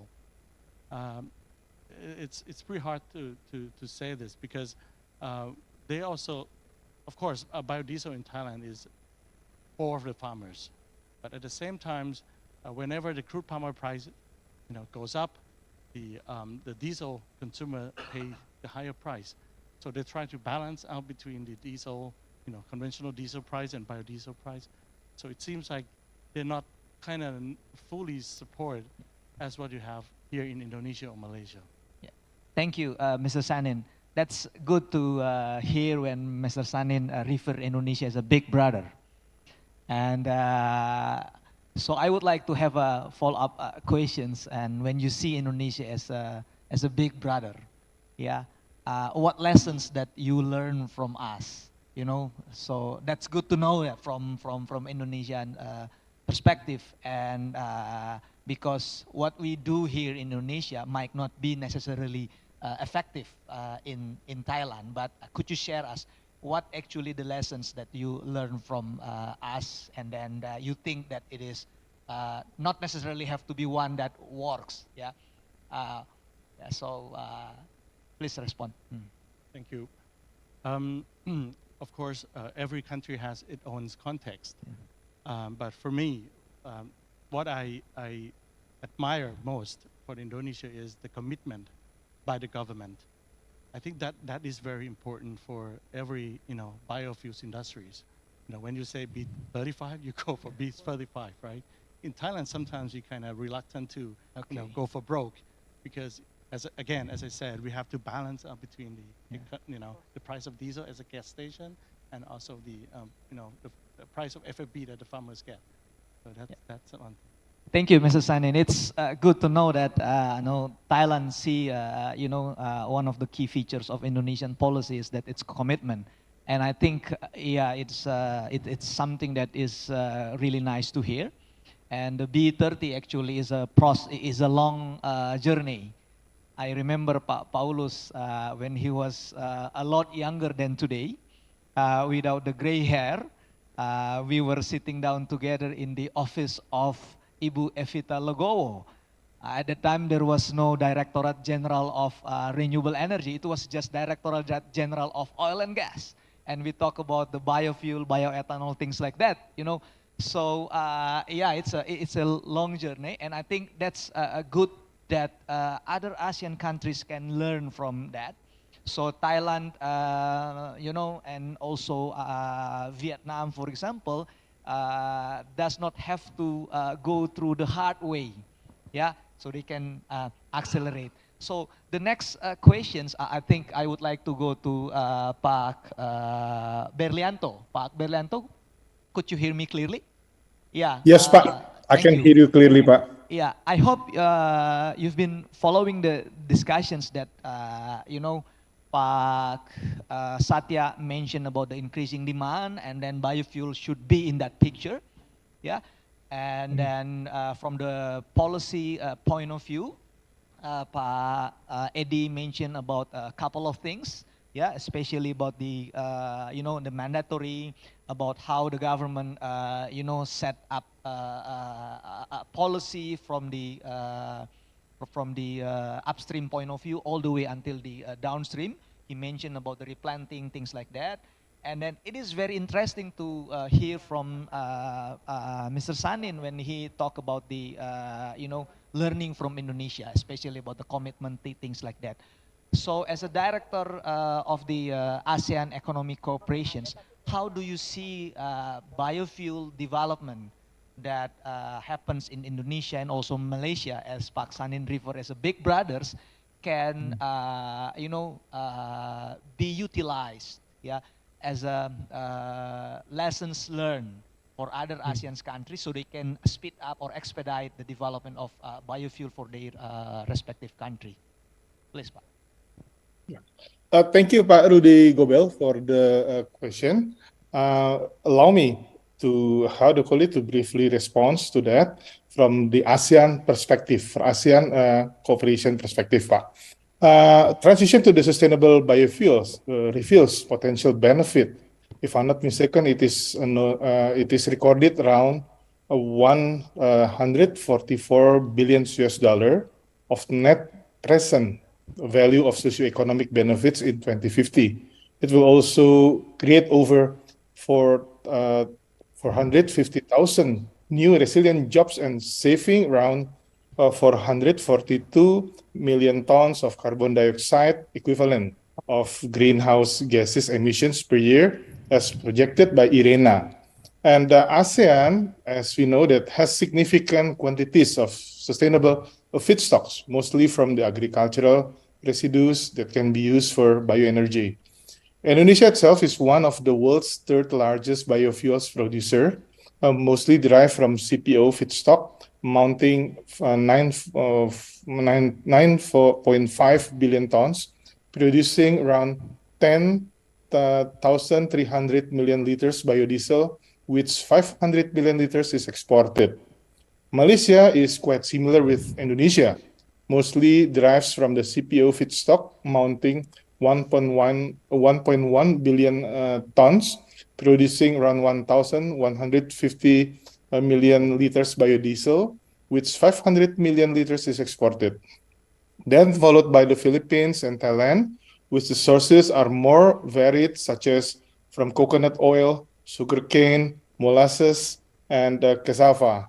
There are also 6 other AMS that have defined specific biofuel policies, namely Indonesia, Laos PDR, Malaysia, the Philippines, Thailand, and Vietnam. And the policies are principally to include the utilization of biofuel in the effort to achieve the respective nationally determined contribution. The 5 ASEAN member states that already have blending mandates. The first is Malaysia, is targeting a 20% biodiesel blending rate in 2022, and second, Indonesia has a 30% B30 and 40% B40 by 2030. The Philippines possesses 5% B5 in 2020 and 10% B10 in 2040. Thailand is currently having B7, B10, and B20, and Vietnam has the B5 and B10. The abundant resources of biofuel feedstock and a large number of the utilization of biofuel, which is supported by national policies, will encourage intra-trade within ASEAN stocks, and AMS could also trade the biofuel product among them, besides being exported to other countries. Now, talking about the investment opportunities, the development of the biofuel industries in ASEAN nations can attract investment from both domestic and international sources. IRENA projected that the need of total investment mounting $66.3 billion up to $235 billion until 2030 and 2050 for the development of biofuels itself. This in turn, of course, can stimulate economic growth and create job opportunities in the region. Thank you, Pak Rudi. Thank you, Pak. I have follow-up questions, especially related to the, how the Ministry of Foreign Affairs facilitate the collaborations. But I would like to, make a follow-up discussions when you mentioned about the blending mandate. I'm sorry, Pak Fadil has to wait a bit longer because I would like to go back to Pak Satya. When Pak Berlianto talked about the blending mandate, which every country, almost every country in Southeast Asia is already have a blending mandate. But I think blending mandate is one thing. Yeah, there are a lot of things, other than the blending mandate. I remember that in 2005, Pak, I was representing a company that, produce a bioethanol. Yeah. At the time, we have the blending mandate 2.5% for the biodiesel and 1% for the bioethanol. The history tell us that the biodiesels goes up from 2.5% all the way to now 35%. And the bioethanol mandatory program never fly. It's still 1%, it's never been achieved, and then now it's dying young. So I would like to have, response or, discussions from Pak Satya. So other than the blending mandate, or how can we complement the blending mandate to make sure that the, biofuel policy can fly? Well, I think it's, lesson learned from other countries become something that we can, use as a reference. Yeah. Yeah, like what just been mentioned on Thailand has a different style. Yeah, even though it's mandated, but it's difficult to follow. And if you go back to ethanol, of course, ethanol is always going to be in issue. Go for food or go for the energy. Yeah, so nowadays is that's become serious issues because of the government tend to to get more revenue rather than only thinking about the shifting from from dirty energy to with a cleaner energy. So we understand that. We understand that. But again, a lot of rooms actually to implement for for biofuel for other things. I've been comparing with just only focusing on the ethanol. So what I like propose actually because of in National Energy Council we are very much focused on the how do we reduce the emissions. Of course, using the cleaner energy has become mandatory to achieve and to reduce the emissions. So price is also an issue. So price has become something that the government from the center and also at the provincial levels has to solve it. Yeah, because one of research, I can put an example in East Java. So they do have their own policy. They call it OPOF. Yeah, one product, one pesantren, which is from location was occupied by the Muslim scholars. Yeah, it does not really work well, because of the pricing issues, and they like to find a solution through the provincial levels. Yeah, and still a bit difficult. So, in my opinion, if we could work out, that issue locally as well as nationally, that make the creations of using the ethanol, at the provincial level more, more workable, rather than we are, discussing, but there is no results. So that's probably one way that we can do for the future. Thank you, Pak. We can come back with that, as a, your role as a member of National Energy Council. But I think let's go to Pak Fadil. Pak Fadil is representing the Indonesian Palm Oil Producers Associations, the GAPKI, and then we know that palm oil is still the main backbone of the biofuel feedstock in Indonesia. And then because of the productivity, because of the lessons, the experiences that we have, now the government is sort of like trying, no, I'm not saying trying, but in fact we can see that a bit leaning on palm oil for the diversifications of products. So it's not only for the diesel fuel, but also for gasoline, things like that, through the development of the green fuel, something like that. How do you see that, from the palm oil producers' point of view, about the recent development and the future, trend of the renewable energy products?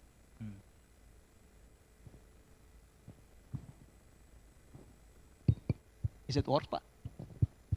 Okay, okay.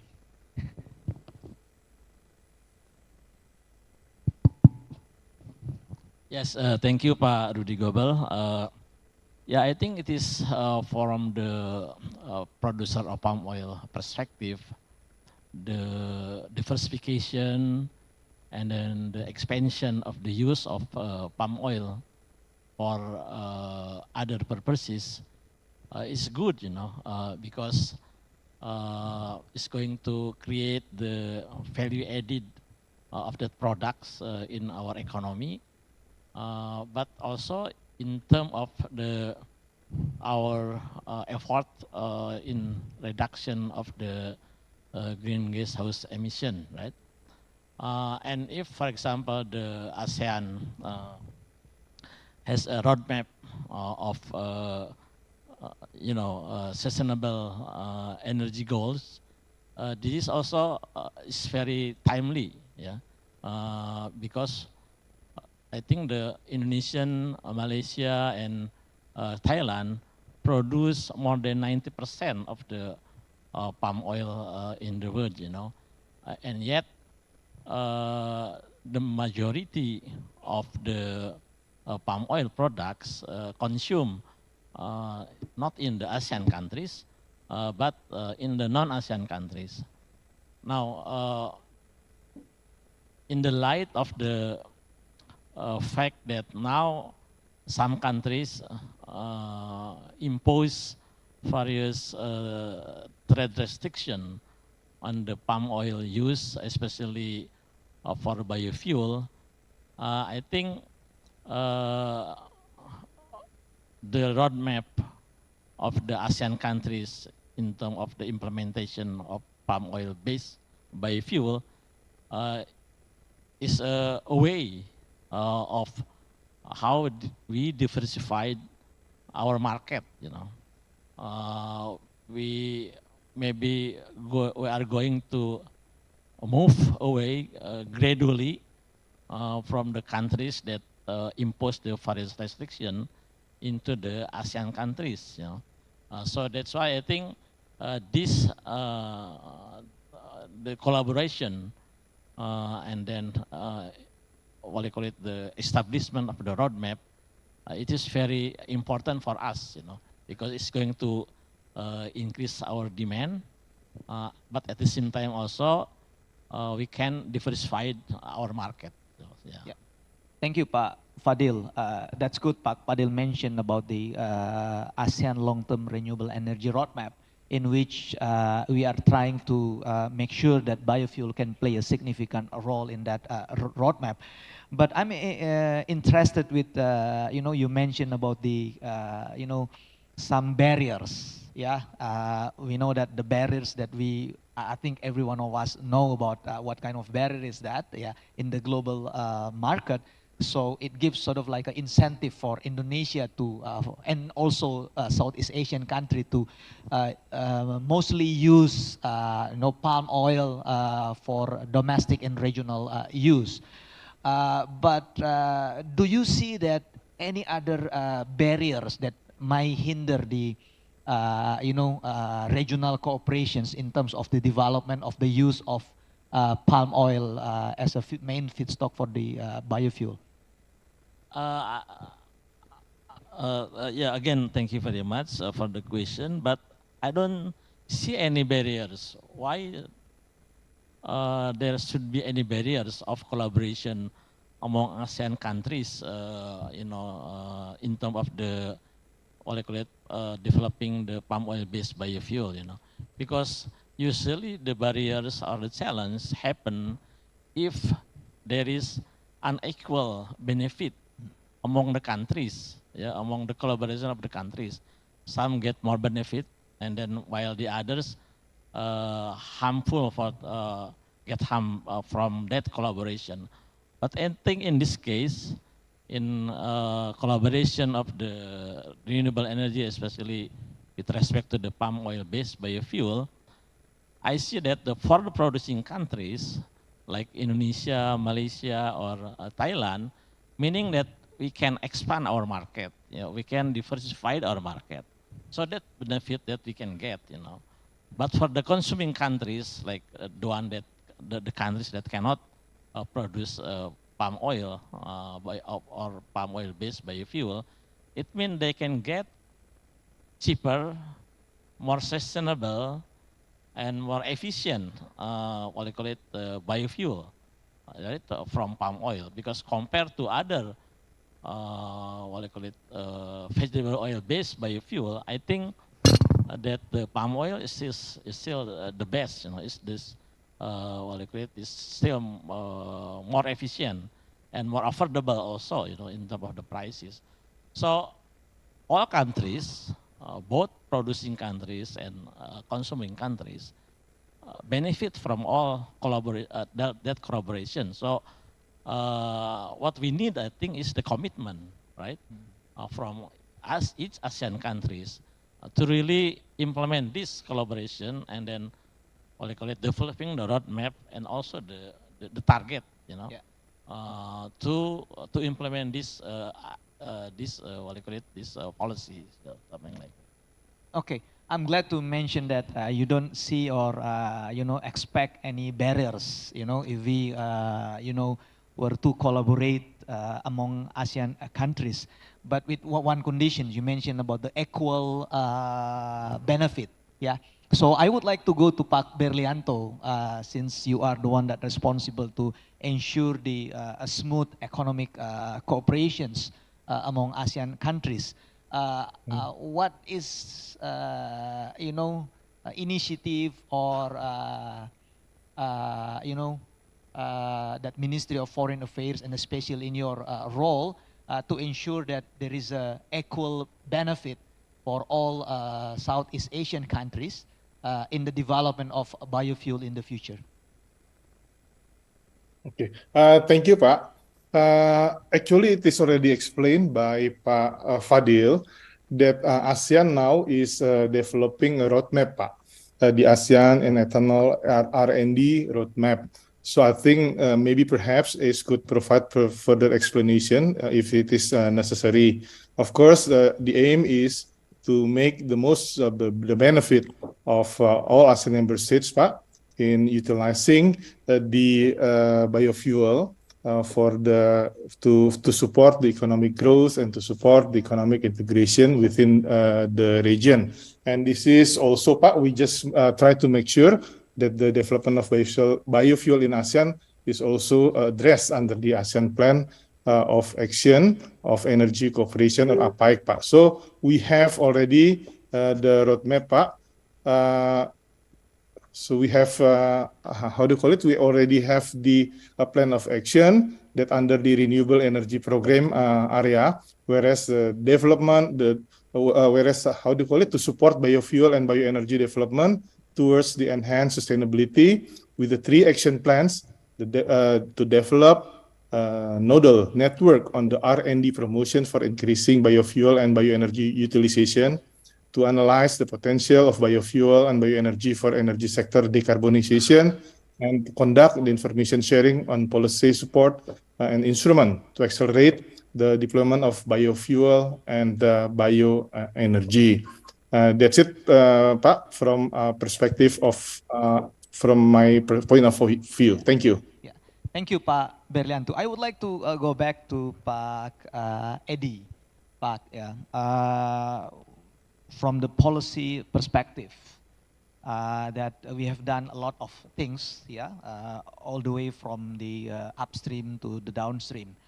We have a replanting program, yeah, even though we see that there is a challenges there, but there is a promise, yeah, that we can see, you know, as a way, as an avenue to improve the productivity of the smallholders. So from your perspective, how do you see the involvement of the, you know, smallholders or the society overall? Because if we don't want to have, you know, impression that when we develop the biofuel, then it will be, you know, a matter of a big business. Yeah. We want to make sure that, no, this is everyone's business. This is something to do with the business itself, but this is also pretty much to do with the development of the local community, local economy, circular economy, things like that. How do you see from the policy perspective to balance that part? Yeah, actually the policy of the government of Indonesia regarding the small holder is to encourage them to work together as as a cooperative or other business entity that make them possible to have processing industry, small scale of course, yeah. So the government trying to support the smallholder to get the more added value from the palm oil. So we have some project that the smallholders, small farmers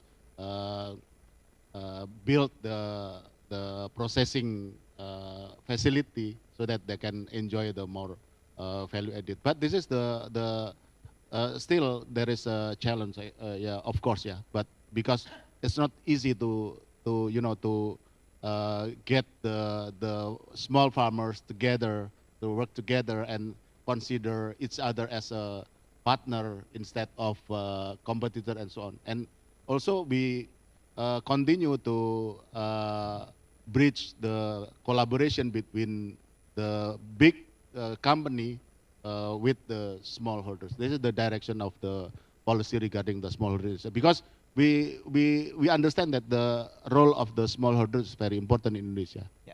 Thank you, Pak.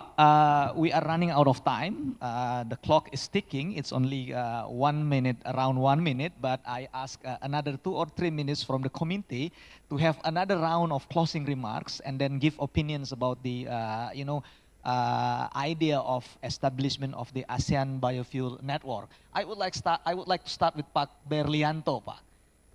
You know, since the first sessions, we've been talking about idea to nurture or to continue the discussions among, you know, key stakeholders in the biofuel to support, to help the development of, you know, ASEAN biofuel.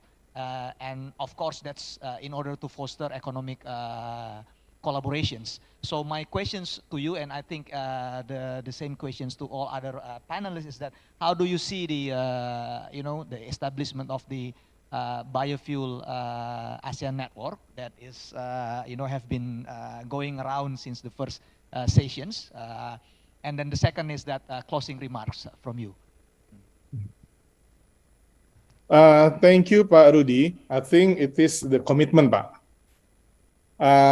It is important that ASEAN and Indonesia has to have the commitment that we need to develop the biofuels, which could contribute to promoting renewable energy and accelerating the energy transition in the region. Thank you, Pak.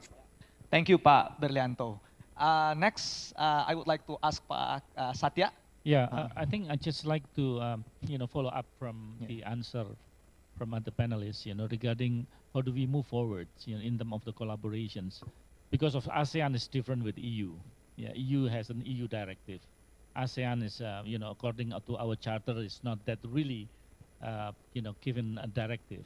So the collaborations, exchange the idea, exchange the research, is become an important part. So if we are now bound by the climate change directions, which is their contribution to the world, I think individual country in ASEAN has their own scenario. Use that. I think use that scenario, become our common scenario. So if we are able to establish the same ecosystem on the carbon trading, for instance, that will be great. So at least, when we trade our biofuels within the regions, there is a country who can benefit of it, because in this respective country, they also applies the carbon trading and also the carbon pricing.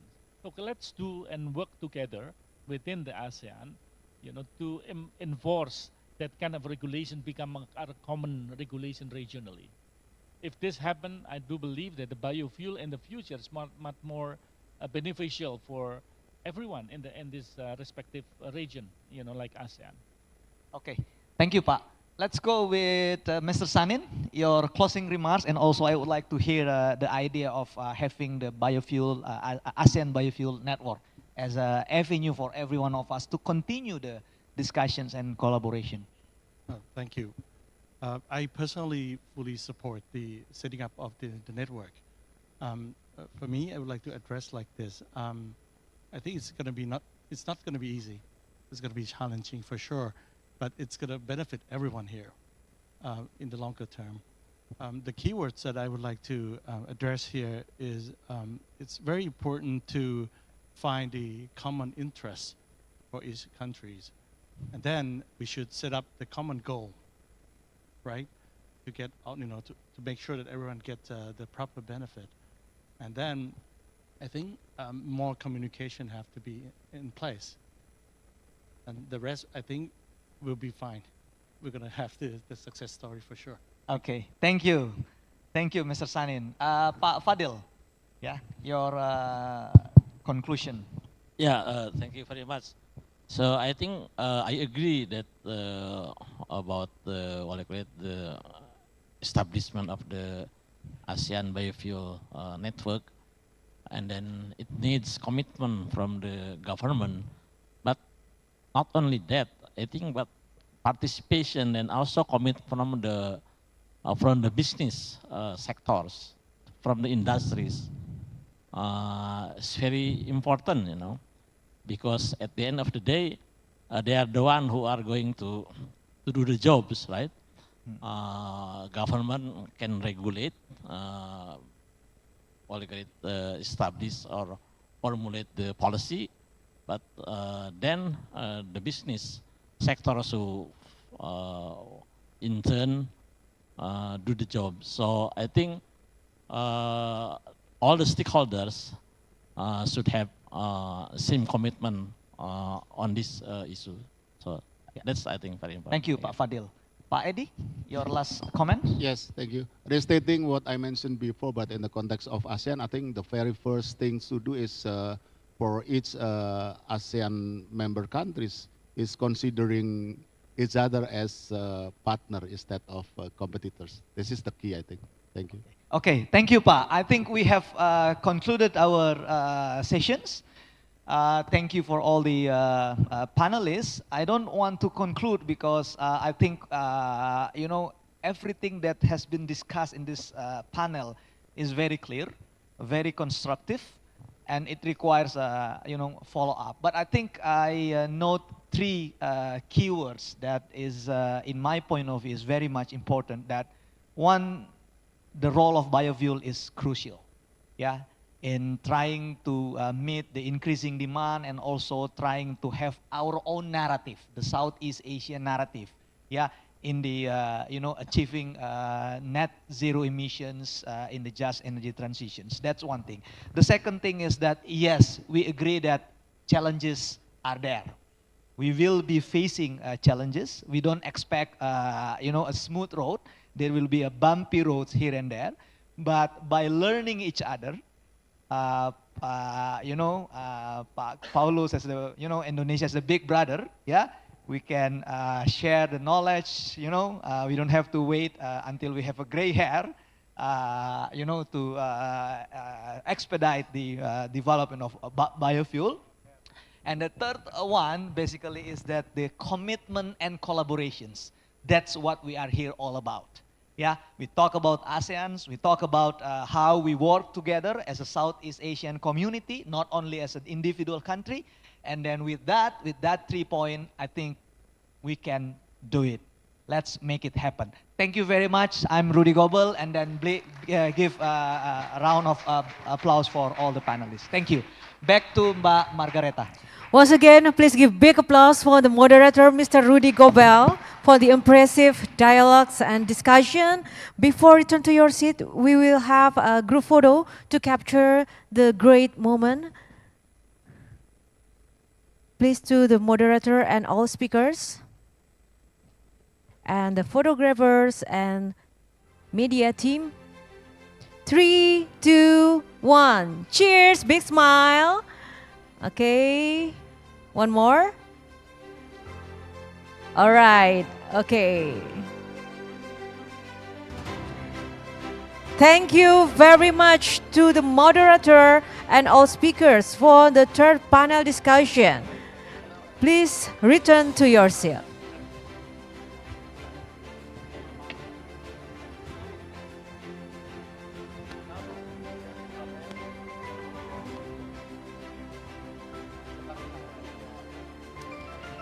Ladies and gentlemen, as the chairman of ASEAN in 2023, Indonesia is firmly committed to driving the achievement of crucial agendas across various sectors, including energy.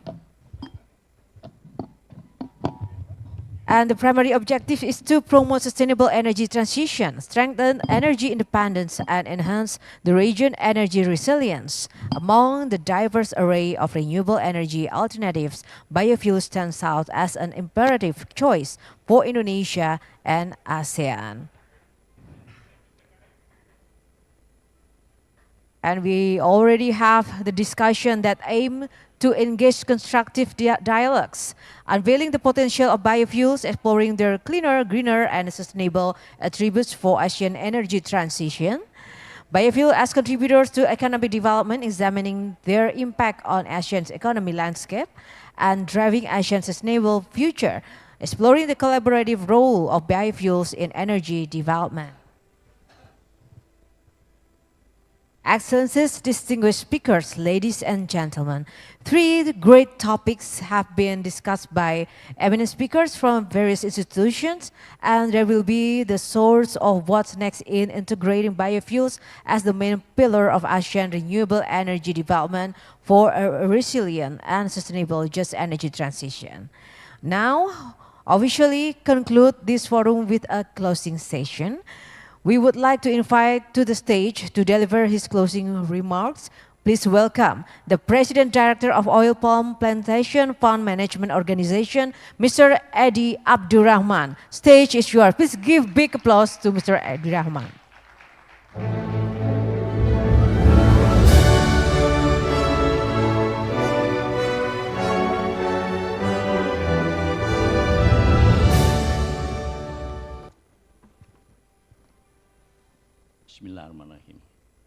Assalamualaikum warahmatullahi wabarakatuh. Om Swastiastu, Namo Buddhaya, Salam Kebajikan. All praise and gratitude, let us pray to the presence of God Almighty, because by His grace and guidance, we are still in good health and meet in this seminar. Good afternoon, ladies and gentlemen, all the participants of this seminar, ASEAN Chairmanship Energy Sector event, integrating biofuel as the main pillar of ASEAN renewable energy development for a resilient and sustainable just energy transition. It's very good to see you in these occasions. Our highest gratitude and appreciations to Indonesia Palm Oil Strategic Studies, IPOS, and the ASEAN Center for Energy, ACE, the Council of Palm Oil Producing Countries, CPOPC, and School and Business Management, ITB University. Greetings to all participants on these forums who come from national and international experts, policymakers, investors, academic, and global business communities. Firstly, I will briefly Indonesia's economics and palm oil industry in brief. Indonesia's economic growth after almost a year experiencing contractions can maintain positive growth at 5.03% in the first quarters of 2023. The plantation sectors with palm oil is certainly one of the main drivers of this growth. Plantation sectors growth are driven by the increased productions of plantation products and increased foreign demands, especially for palm oil commodities.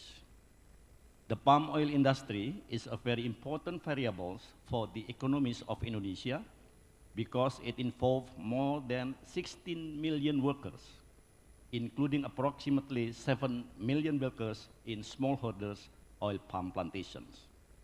In addition, several contributions of palm oil to the country's economy, namely bioeconomy. Ladies and gentlemen, all honored participants, the palm oil industry also plays a major role in supporting the Sustainable Development Goals, SDGs, namely in terms of the use of renewable energy that support energy security, encourages the availability of environmentally friendly and renewable energy that is affordable for the community. Moreover, from a climate action perspective, the use of palm oil as fuel and the process of photosynthesis in very large plantations can drive carbon reductions. And finally, and the targets to encourage economic growth, as previously explained, of course, the palm oil industry has an important role in economic development, job creations, and saving domestic foreign exchange.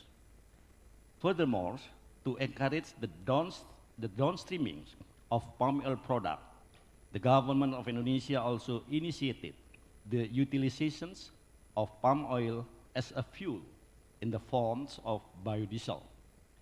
As we all know, and we have discussed today, this policy is not only aimed at product downstreaming, but also, more importantly, to create and expand the domestic market to absorb excess stock due to the increase in palm oil production from year to year. The policy of using palm oil as a biodiesel has a positive impact, especially in stabilizing the CPO prices, because we are no longer completely dependent on the export market demand for diesel fuel.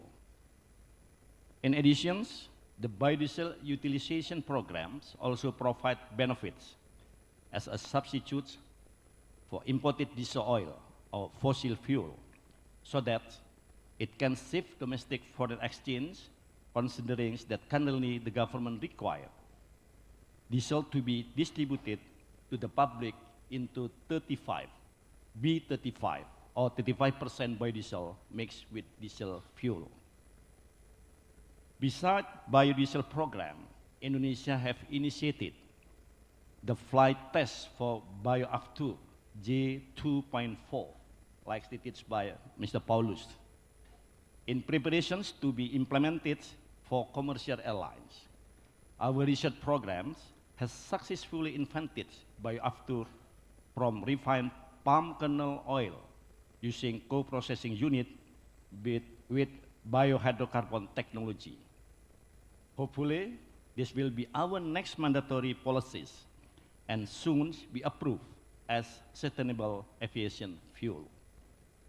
Furthermore, research from ITB University in Bandung have also successfully invented biohydrocarbon gasoline, or as well known as bensa, or in Indonesia is bensin sawit. This biofuel, since it uses biohydrocarbon technology, have a very similar traits with gasoline from fossil fuel, which in implementations will not need further compatibility tests with the existing machineries. Our potential domestic consumption for gasolines can reach up to 90 million metric tons per year. Moreover, from our research and development programs, we also have the inventions of biogas derived from palm oil milling effluent, or POME. This technology produces biomethane that can be used as biofuel, or also known as BBG, or in Indonesian is bahan bakar gas. This technology is still in the developing phase, but at the moment, we already have operating plant located in Riau, in Sumatra Island. The biogas is being used by the truck that carries the palm oil fresh fruit branches from around the plantations to the mills. All of these biofuels are derivative products from palm oil with the fuel support from the government through our research and development funding program.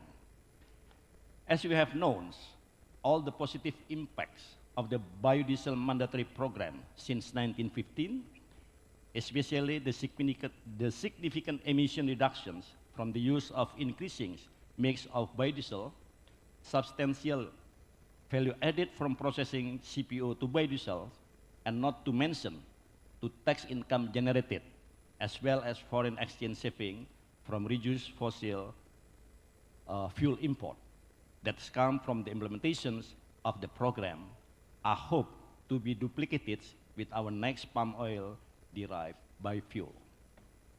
All respect participants, we have followed many presentations and discussions from today's seminar with the hope of integrating the perspective of various stakeholders, from policymakers to business communities. Research and developments will play an important role in our effort toward resilience and sustainable energy transition, especially here in Southeast Asia and all member countries of ASEAN. Finally, to achieve cleaner, greener, and sustainable energy is not an easy task. It requires involvement from all of us.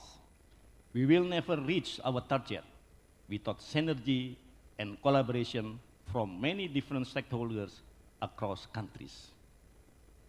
Palm oil is one of the sources of renewable energy commodities that are abundant in this area. So let's together collaborate on creating renewable energy fuel and market from the already available commodity palm oil. Thank you very much. Wassalamualaikum warahmatullahi wabarakatuh. Thank you, Mr. Edi Abdurrahman, for the closing remarks.